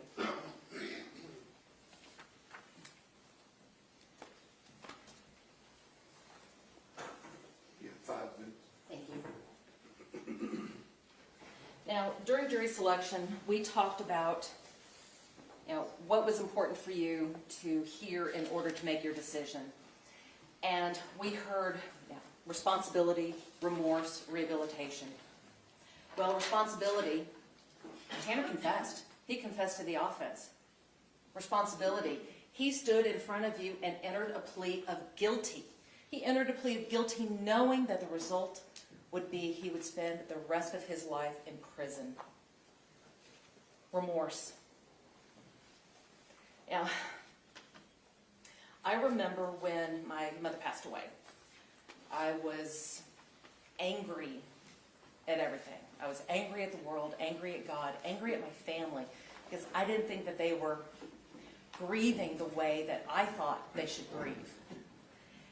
So I went to church and I spoke with my priest and we did a little grief counseling, and what he taught me was that everybody grieves their own way. And it's right. If it's right how you grieve, it is right. It's the same thing with remorse. If we all show remorse differently. We do. And just because it's not shown in a way that you want it to be shown doesn't mean that it doesn't exist. And let me ask this question. How does a person with autism, where one of the characteristics is they are not able to express their emotions, how do they effectively communicate what those emotions are in a way that is satisfactory to the world around him? Well, you saw the remorse in Tanner. You saw it on the interrogation videos. Even Ranger Espinosa noted that, I see the remorse in you. I believe you're remorseful. You saw it in the suicide note that he wrote when he had nothing left to lose. And he had nothing left to gain at the time. He apologized to the family for what he did and expressed his regret and remorse. You saw it in his face when the video of the incident was replayed. Again, just because he may not express it the way everybody else does not mean that his remorse is not there. Rehabilitation. You heard about what he did in jail. You did. You heard about all of the courses that he took. You learned about the fact that he found God again and that he wanted to help his other inmates find God. And that was his new purpose. He reached out to Chicken and they started a Bible study. Even though they had to talk through the bean chute, even though they couldn't share their own Bibles with each other, they had that Bible study and it was important to him. The note that Chicken wrote him is in evidence. I encourage you to take it back and read it, because that was written by a man who wanted to express his gratitude for helping him find God again.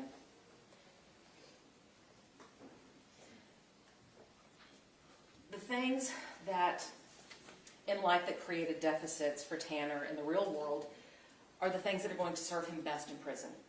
Structure, clearly stated rules. And we know that structure worked for him because it worked for him in school. You heard that from the teachers. It worked for him when he worked for Jason. You heard that from Jason.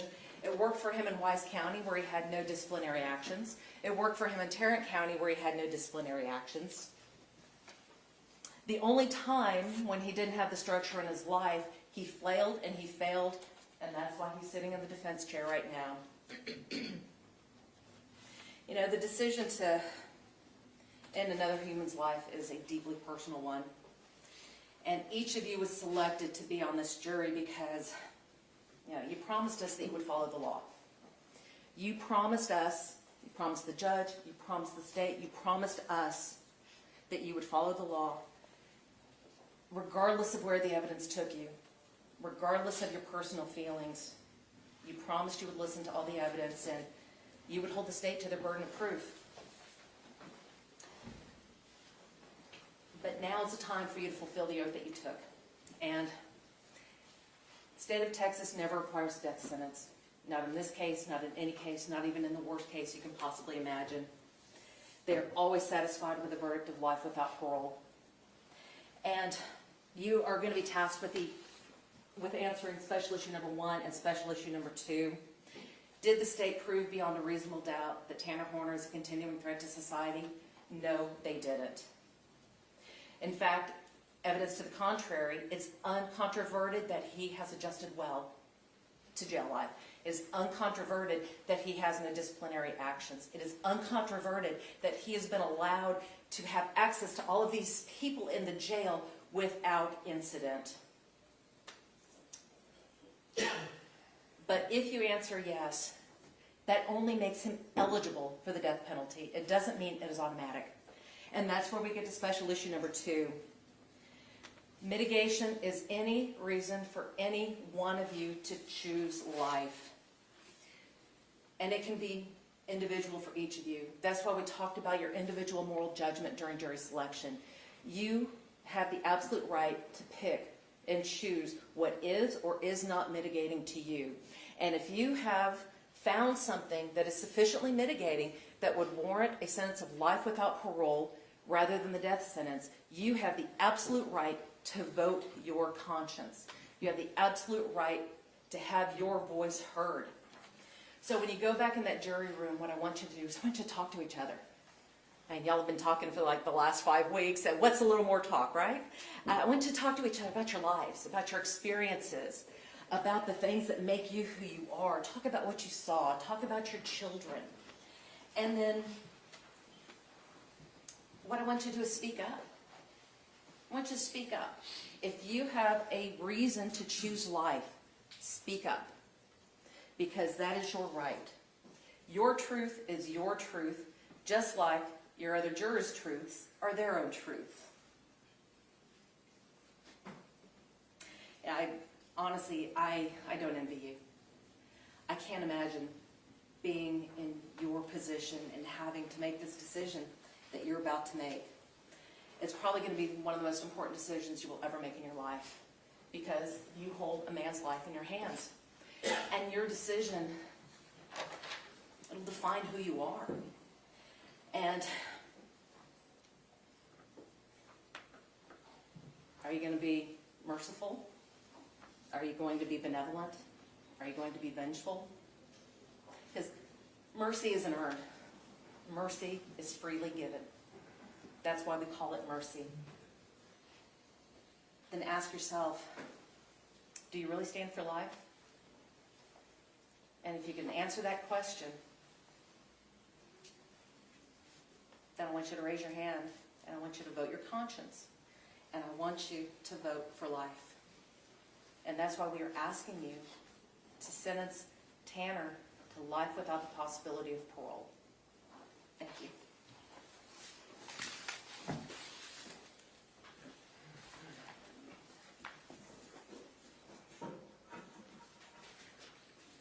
Mr. State.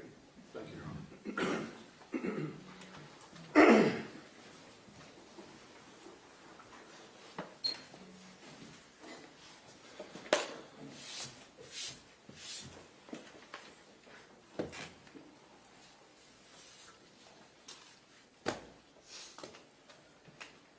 You know what else you hold in your hands?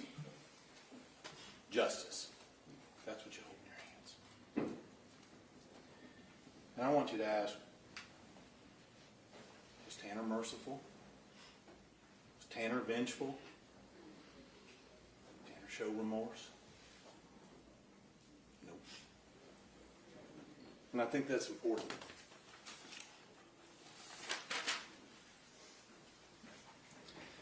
Talked a little bit about adjusting to jail.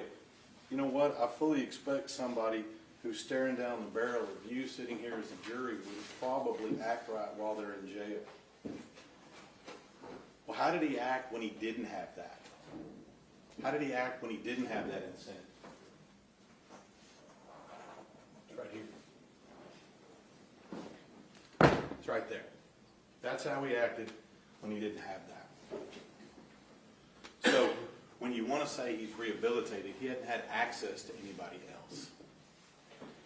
And I believe giving him access to anyone else in life in prison is a mistake. He should never have access to hurt anyone again.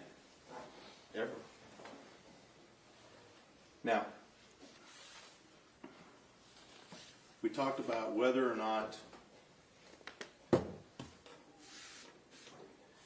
Tanner showed remorse, and I don't really know why we need a psychologist and a bunch of excuses to explain to us how someone shows remorse. I mean, was remorse to lie? You want to use the suicide note? Well, it said, yeah, I'm sorry, but. It said, well, I'm going to throw out a whole new theory out there for the family to cause them more pain. Make up another story that they're going to have to deal with. That somehow remorse? I don't even know what the word that lady used. I can't even spell it.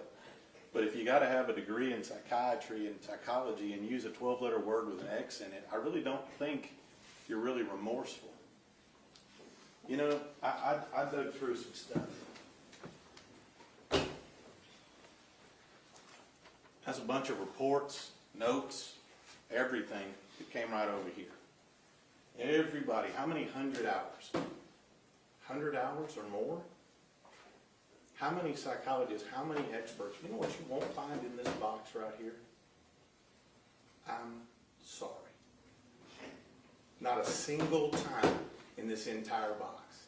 Now what this entire box is full of, is all about Tanner. He's more than happy to talk about his life. More than happy to talk about his problems. He's more than happy to talk about that.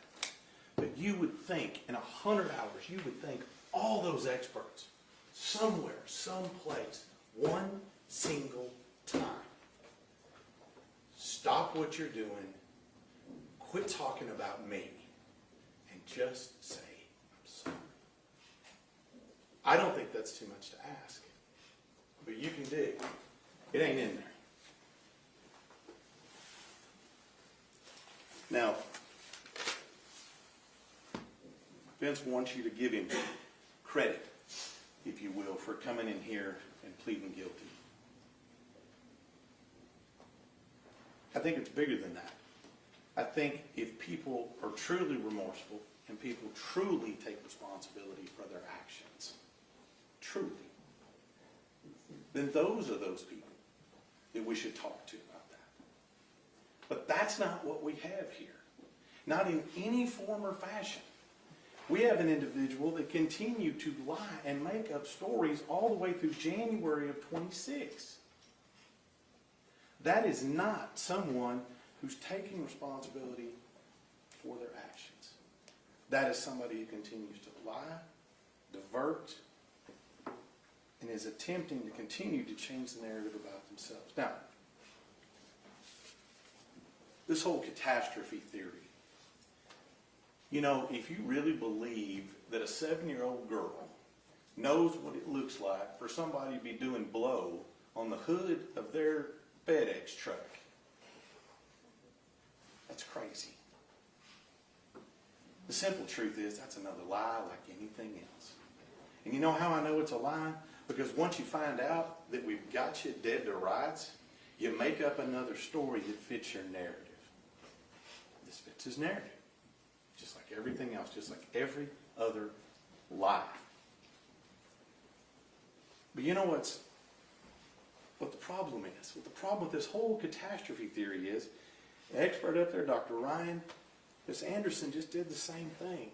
He said you went from A to Z. Wait a minute. Did he go from A to Z?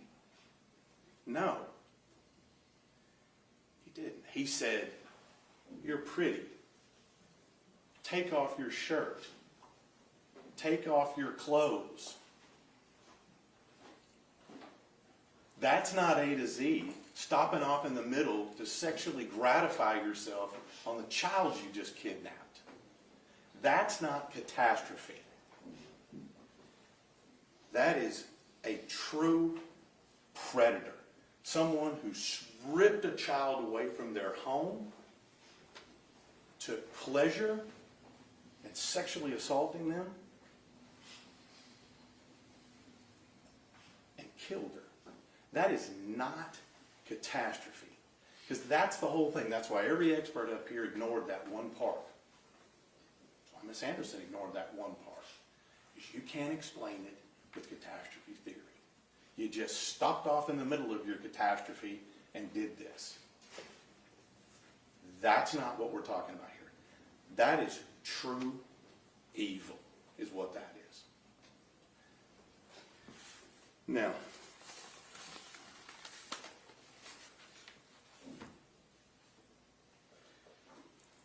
you know, we talk about these interrogations. I don't know how much nicer that Ranger Espinoza could have been.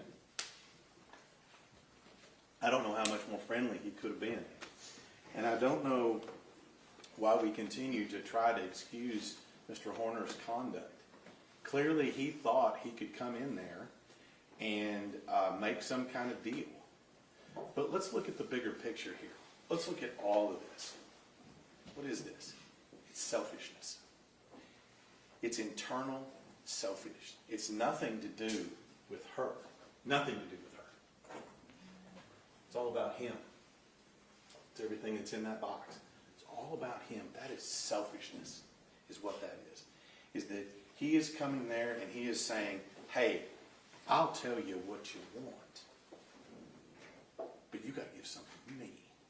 And I want something. I want to see my kid. Where'd Athena's been Christmas? She get to have videos with Christmas that year? Nope.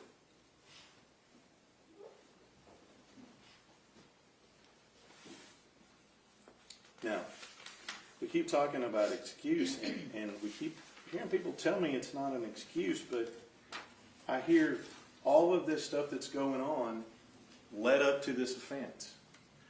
All of this stuff that's going on supposedly in his mind led up to this catastrophe.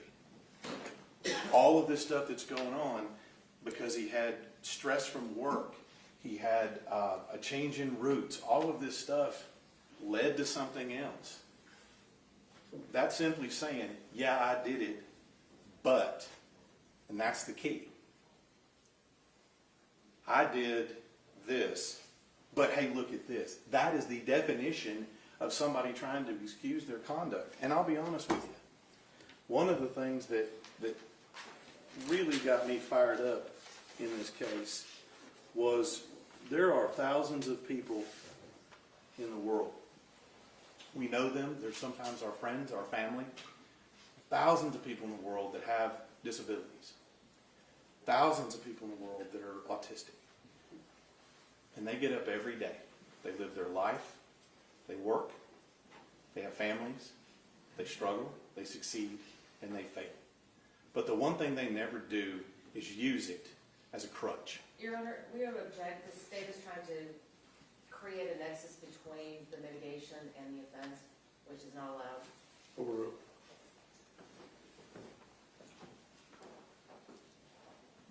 How much longer do we have a juror that needs to take a break? How much longer do you anticipate being? Not trying to cut you off. How much longer do I have? You've got about 25 more minutes.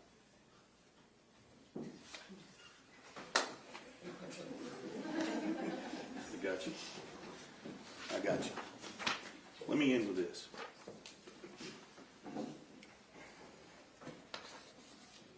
When we talk about two things, future danger. Every single expert that got up here, every single one, told you they would have never predicted this. They would have never predicted he would have hurt this little child. They would have never predicted that he would have sexually assaulted her. They would have never predicted this whatsoever. They were wrong.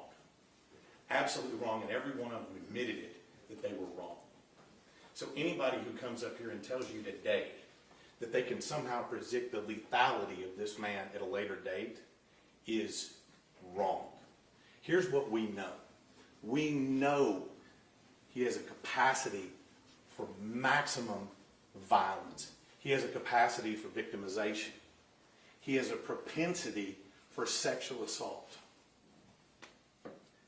Now, all of those we know. I don't need an expert to tell me that. I can look at the autopsy report.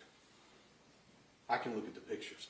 So when you talk about future danger, look at the fact. Look at what he's capable of. Look at what he's done. And don't think that there's not some other victim out there waiting. Don't think that.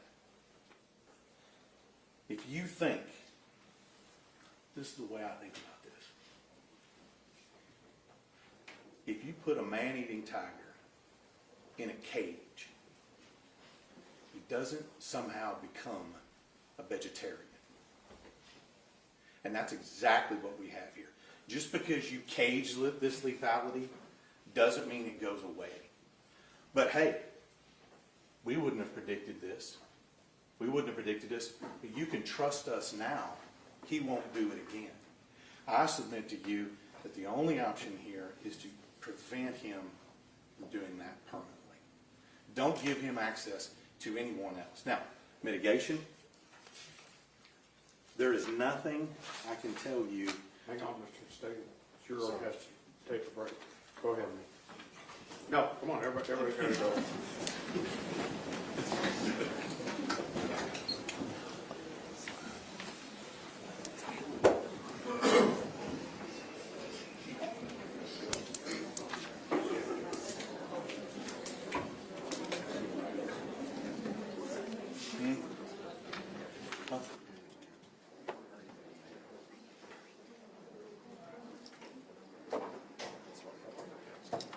We'll start up at 10 after 11. No, I wouldn't. 10 after 11, everybody.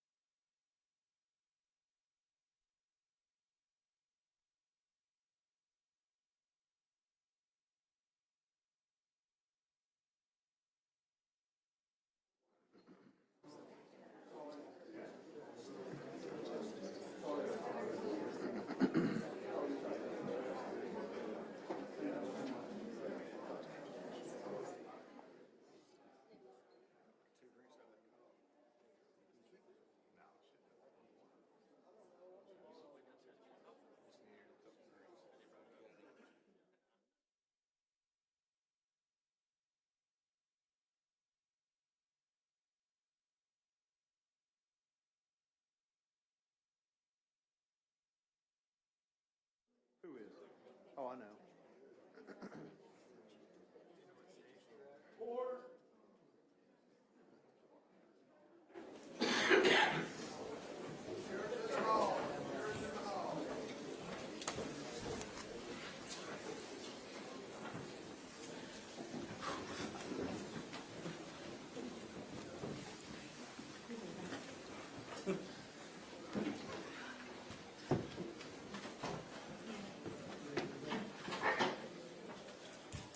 All right, everyone may be seated. Mr. Staton, you may continue.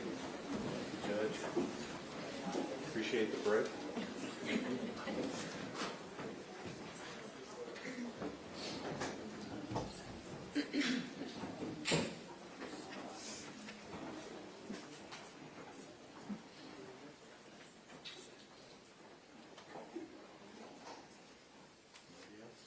I think we all appreciate the break, Judge. I don't have much more, ladies and gentlemen of the jury. When we stopped, I was talking about mitigation. You know, in mitigation, we talk about the definition of it as something that reduces someone's moral blameworthiness. I don't know how there's anything possible in this case that reduces the moral blameworthiness of taking an innocent child, gratifying yourself on an innocent child, and then committing the kind of brutal murder that one committed. I can't see how there's anything that mitigates that reduces anybody's moral blameworthiness. But you know, this is what we get in capital murder cases. We get a capital murder conversion, is what I call it. It's basically you got somebody living their life, doing what they're doing, working, got a family, doing their best, succeeding, failing, buying a car, doing all those things,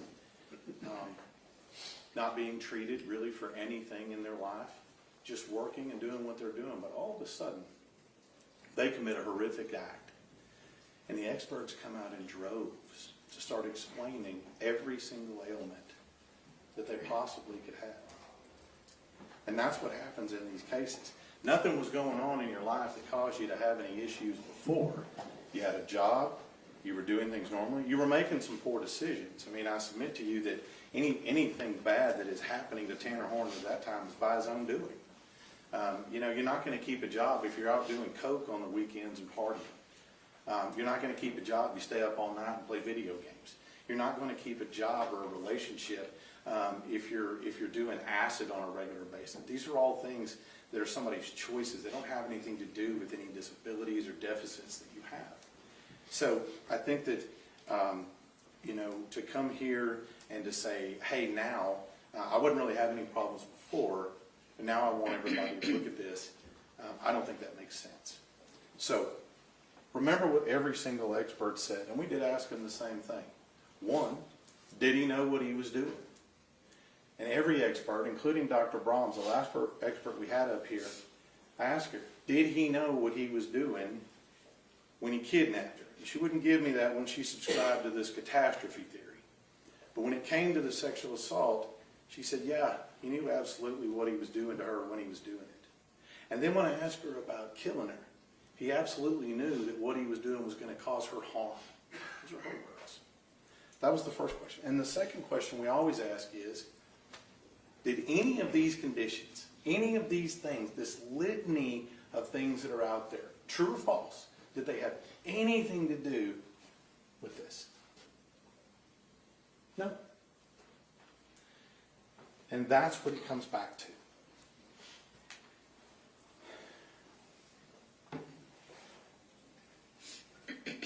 For all intents and purposes, Tanner Horner was driving a FedEx truck.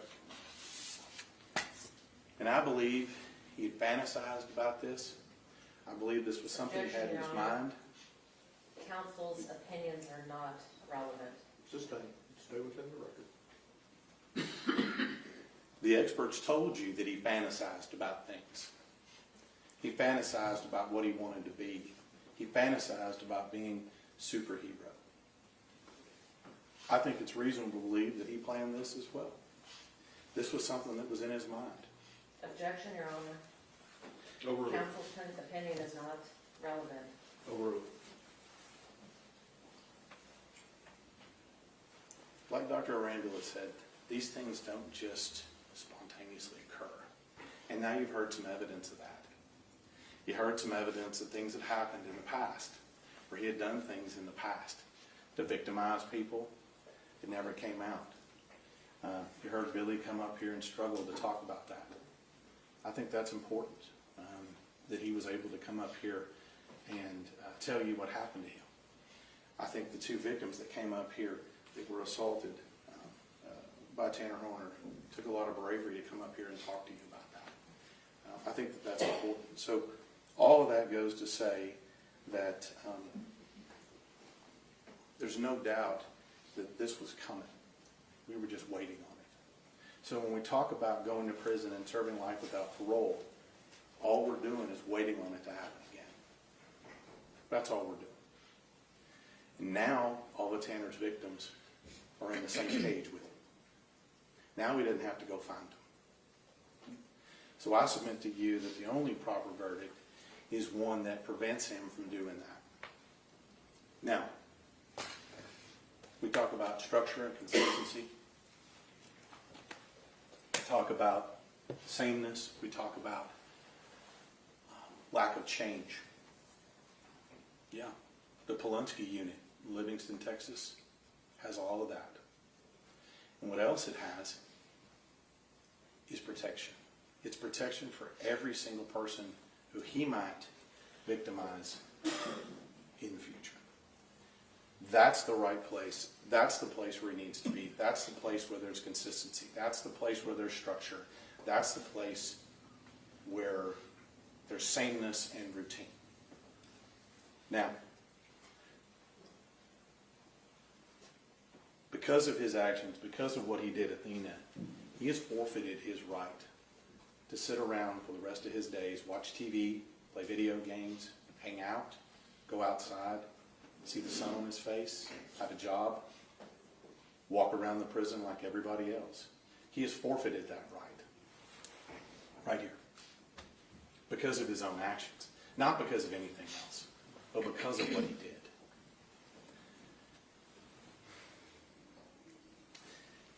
What I'm going to end with here is this. Everybody's got things, two things actually. Everybody, we all have things that are mitigating in our life. The difference between us and him is we don't use that as an excuse. Now, the depth of what he caused, the level of evil, the level of pure blackness in one's heart. It's not only just Athena, it's her family, it's the community, it's all of us. And I think that we've all lived through this. I want to tell you just a short story about the level of pain, about the level of trauma that this has caused this family. A lot of you guys, I'm here, I'm the DA, you probably think I meet with people, I have to give them bad news sometimes, and I do. That's part of my job. But not like this.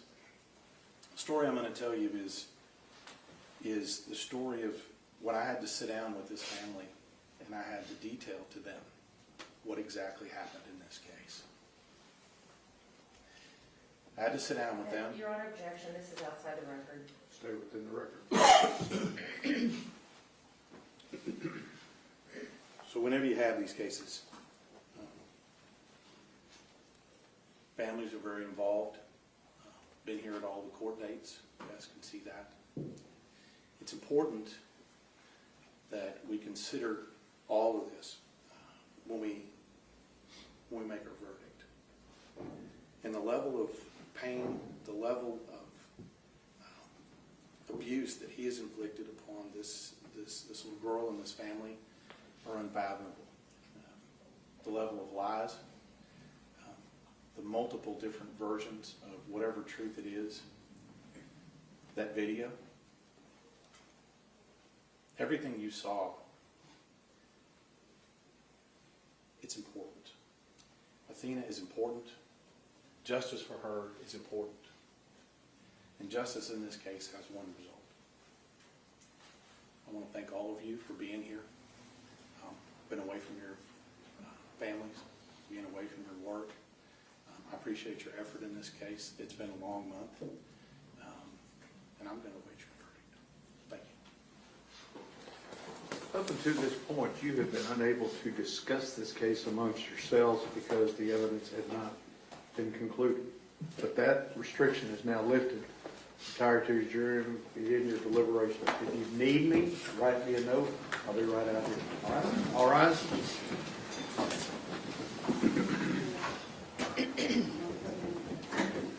Yours in all.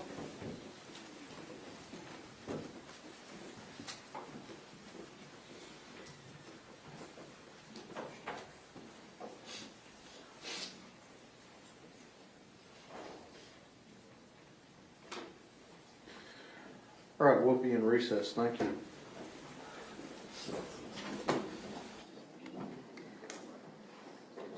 You're getting slow. You didn't have that already on there.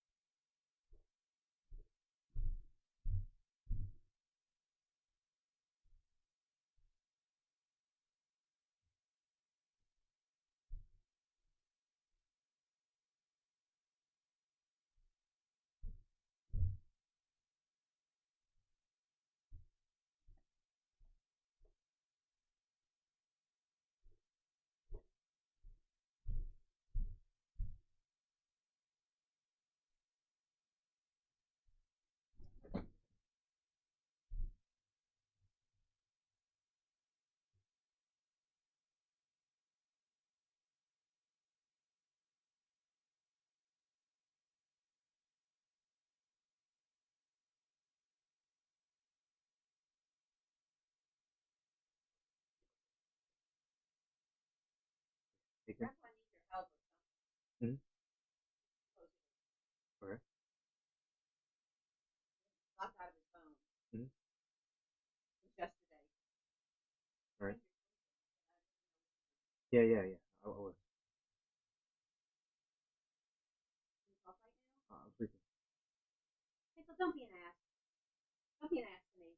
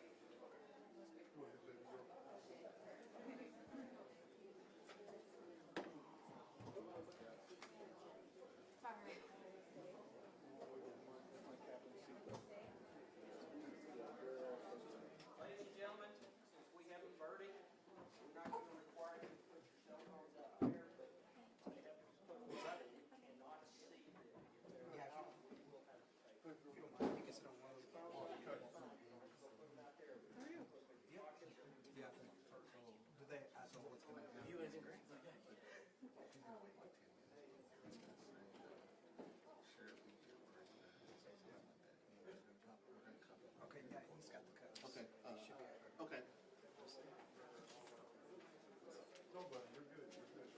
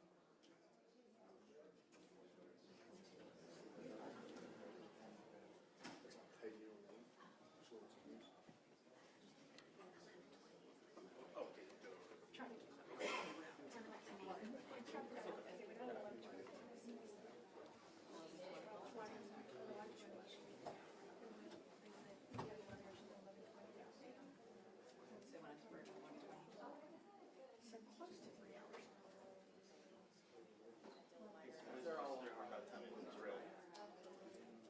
You're about 15 minutes off, but you're pretty close.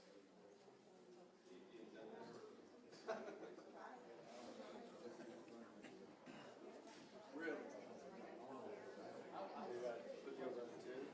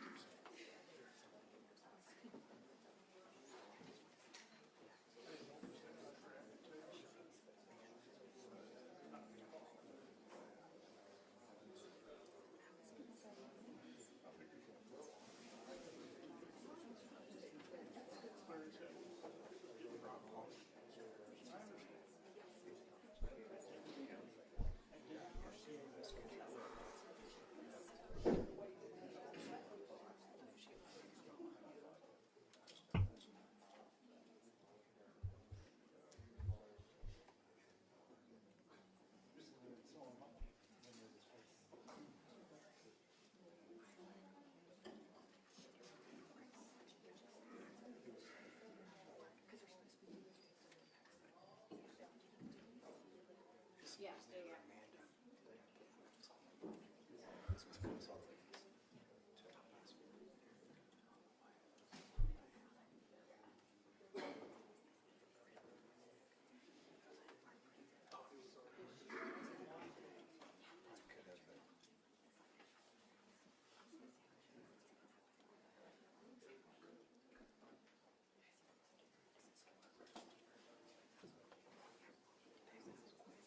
Thank you.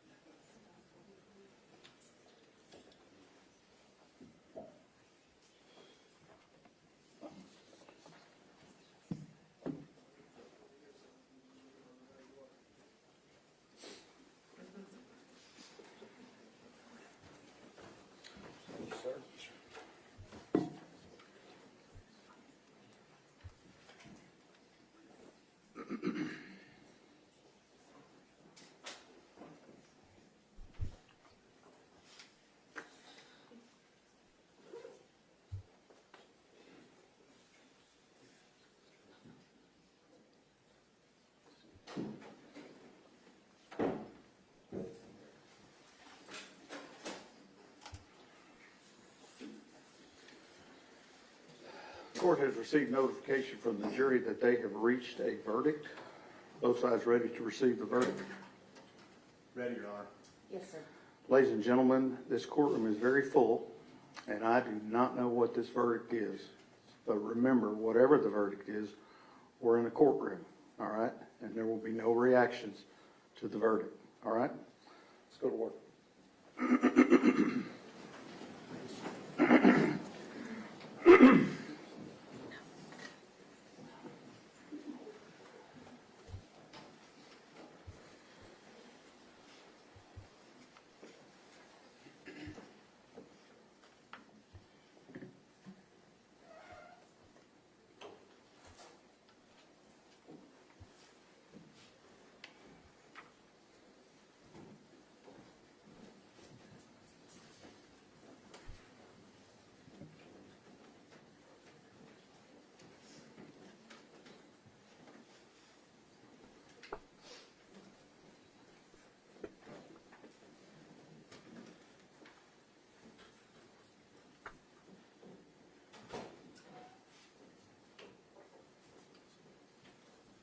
Everyone may be seated.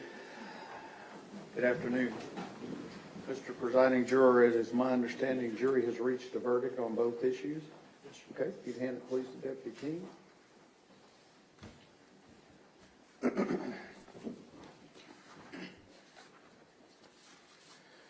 Answers to special issues. Special issue number 1, whether there is a probability that the defendant would commit criminal acts of violence that would constitute a continuing threat to society. Answer, we, the jury, unanimously find beyond a reasonable doubt that the answer to special issue number 1 is yes, signed by the presiding juror. Special issue number 2, whether taking into consideration all the evidence, including the circumstances of the offense, the defendant's character and background, and the personal moral culpability of the defendant, there is a sufficient mitigating circumstance or circumstances to warrant that a sentence of life imprisonment without parole rather than a death sentence be imposed. Answer, we, the jury, unanimously find that the answer to special issue number 2 is no, signed by the presiding juror. Does either side desire a poll? No, Your Honor. No, Your Honor. Ms. Anderson, Mr. Goebel, is there any legal reason why sentence should not be pronounced? No, Your Honor. Mr. Horner, if you'd stand, please. It's the order of the court that you, Tanner Lynn Horner, has been adjudged to be guilty of the offense of capital murder as found by the jury. Jury having answered the special issues, making it mandatory that your punishment be death. It is therefore the order of this court that your punishment be death. Before the hour of sunrise on a date to be determined by this court, upon a mandate of affirmance issued by the Texas Court of Criminal Appeals at the State Penitentiary in Huntsville, Texas, you will be caused to die in accordance with the rules and regulations established by the Texas Department of Criminal Justice until you, said Tanner Horner, are dead. Said execution procedure shall be determined and supervised by the Director of the Texas Department of Criminal Justice. The clerk of this court shall issue a death warrant in accordance with this sentence directed to the Director of the Texas Department of Criminal Justice for that purpose. Clerk shall deliver such warrant to the Sheriff of this county and to be by him delivered to the Director of the Department of Criminal Justice together with you, and you will remand to the custody of the Tarrant County Jail to await transportation to the Texas Department of Criminal Justice at Huntsville, Texas, and the execution of this sentence. I will sign this death sentence as required by law. Your appeal of the finding of this guilt by the jury and their determination of the answers to the question in this sentence are automatically appealed to the Texas Court of Criminal Appeals in Austin, Texas. You will be appointed a lawyer to represent you on direct appeal, and your lawyer will receive a copy of the record of this charge, of this case at no charge. You have the right to have a second lawyer to represent you on writs of habeas corpus. It's a separate matter from your direct appeal. Do you wish to have counsel appointed for your writ purposes? Yes, sir. Okay, then I will appoint you writ lawyers for that. Ms. Anderson, Mr. Goebel, if you will remain on his case pending his decision, and we have all the appellate paperwork filled out, I have received his acknowledgement certification of the right to appeal, and I appreciate you doing that. You may be seated. Is there an allocution?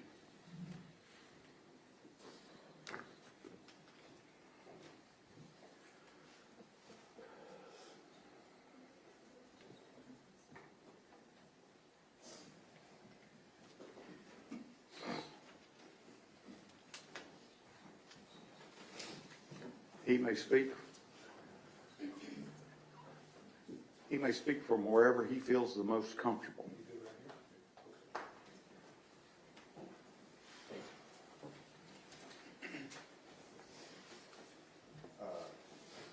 I'm Elijah Strand. I'm Jacob's brother, Athena's uncle.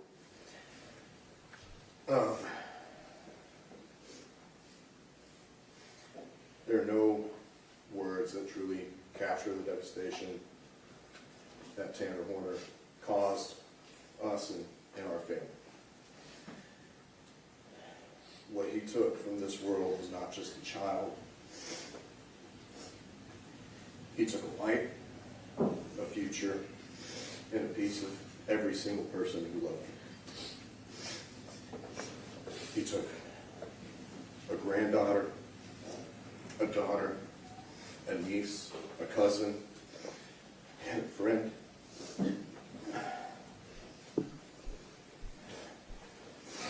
She would call me Uncle Elijah because she, for the longest time, couldn't say the Elijah part of my name. It was the best thing to see her running up to me with her arms open, yelling, "Uncle Elijah." And that's one of my last memories I have of her.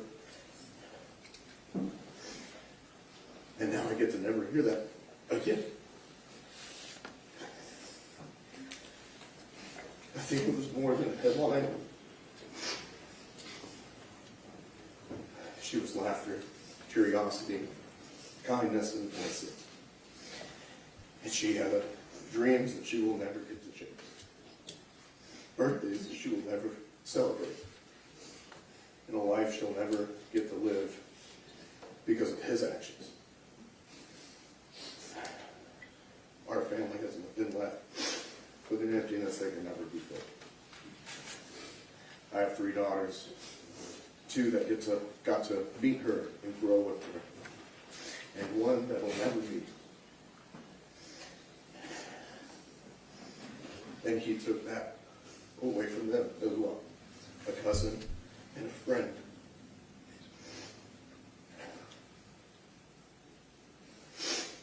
He stole a sense of safety from all of us in our family. Me and my wife just got comfortable enough to let our kids play outside, and that's even in our backyard. It's not close to the road.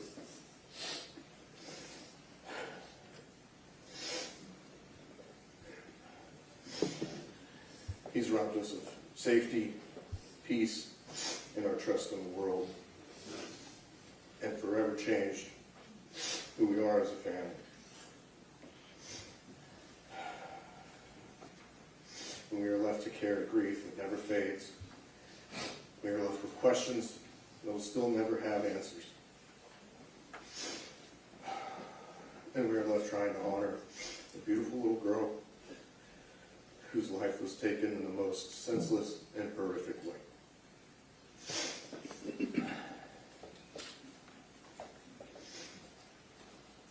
Tanner Horner, I want you to hear this directly. You did not just take a life, you destroyed a family. You took a little girl who trusted the world and repaid that innocence with violence. You chose to cause pain that will last generations. You say you found God, but what you did to Athena stands in direct opposition to everything that you now claim to believe. In Matthew 18:6, it says, if anyone causes one of these little ones to stumble, it would be better for them to have a millstone hung around their neck and to be drowned. That is how seriously harm against a child is judged. And you will be judged. You will face the wrath of God. But I want want you to know that you are nothing. You are a footnote in Athena's story. Her name will forever be remembered. Her name will forever be celebrated, and everyone will forget you. You wanted your 15 minutes of fame. You got it. And no one's going to remember you after this. Mr. Staten, any other allocutions? No, Your Honor, thank you. Who's your prisoner, Sheriff?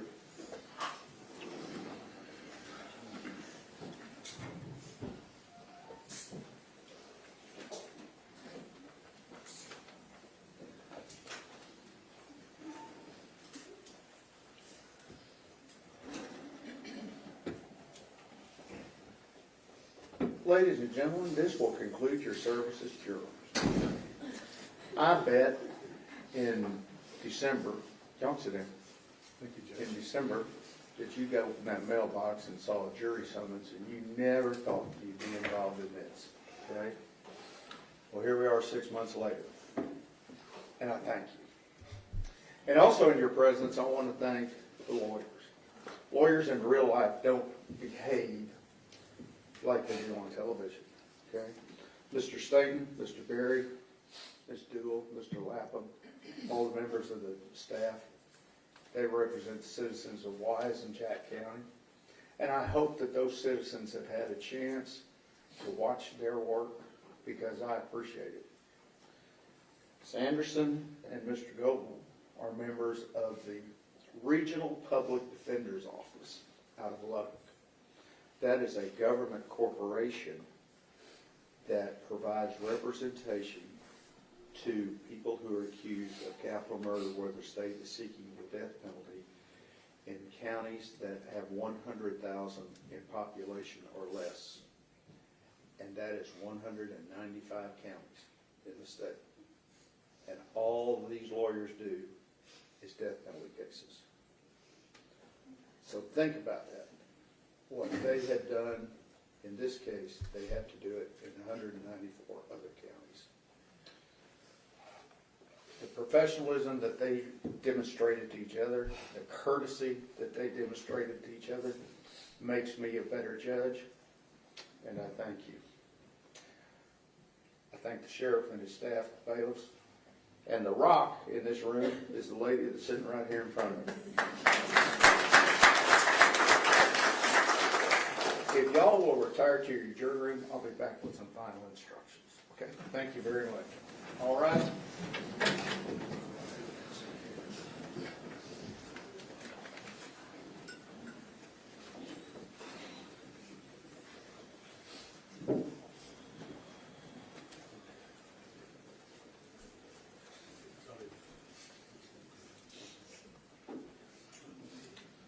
We are adjourned. Let me see counsel.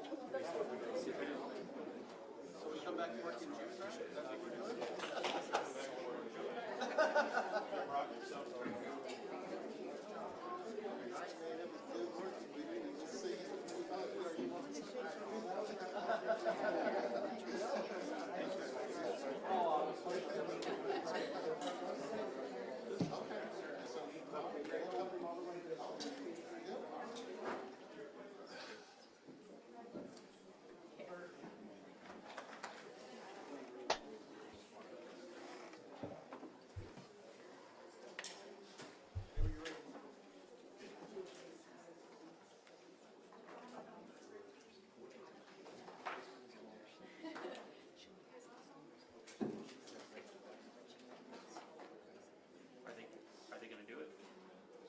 I wasn't sure if anyone agreed to it yet.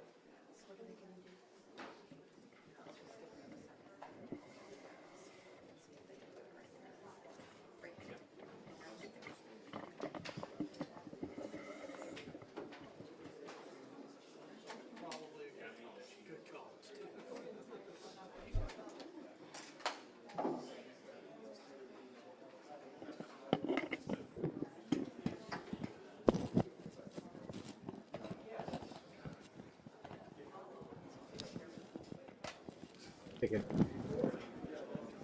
We got some flies in here, okay? There's no warning. Keep one over there. There's a couple. There's one there.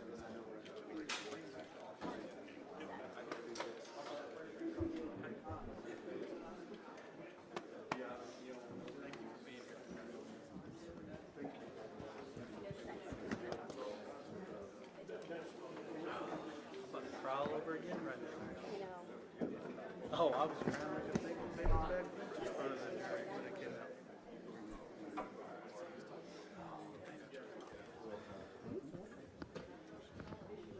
So the one of them said, these over here. Oh, I see one.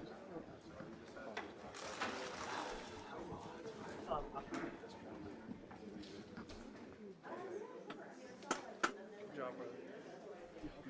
Oh, let's see. Okay, I'm gonna have to get over there. Let me get over there. I'll have to-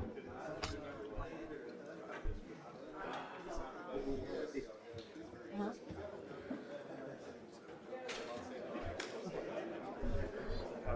No, I believe you. Why would you eat?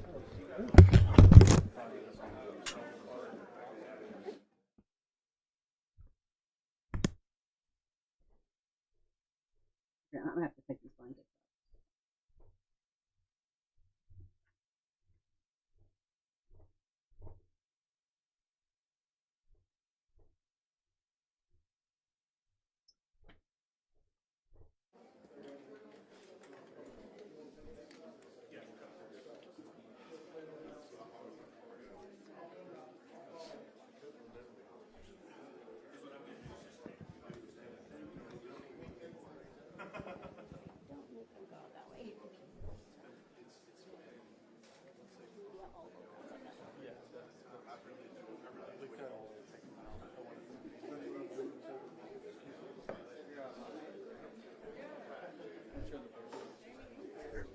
Let me go back over there.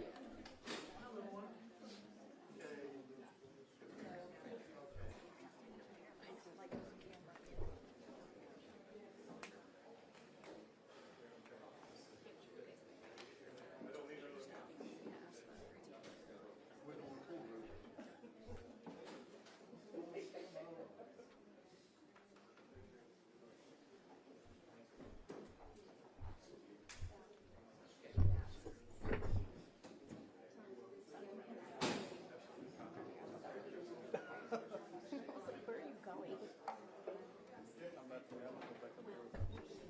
Oh.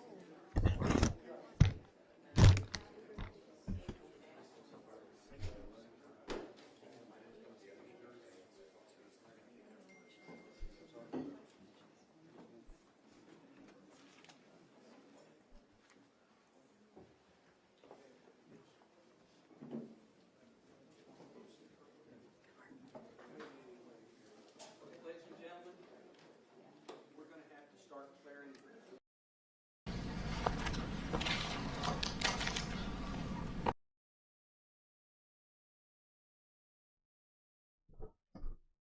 Fuck.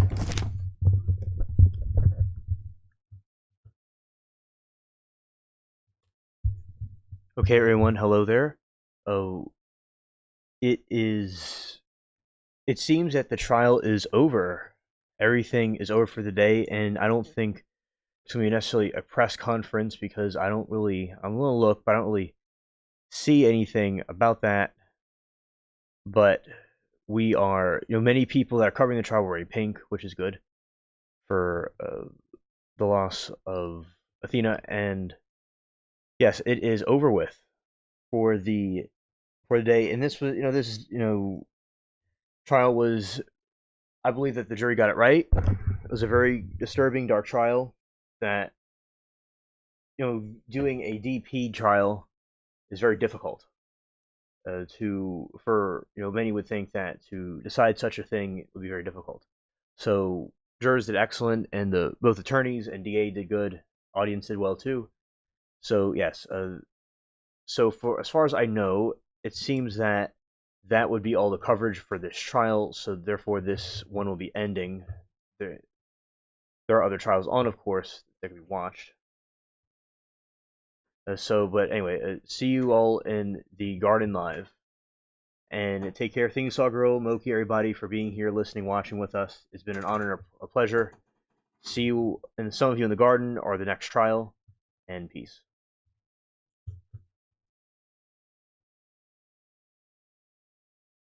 The moon looked really happy. Yes. Yeah, it was a very nice moon today, this morning. It was hanging in the sky, enchanting, and we saw the blue sky coming up along with the moon. So, yeah, we had a very cool conversation earlier about the on the Garden Live. Thank you, Sawgirl, and everybody, and peace.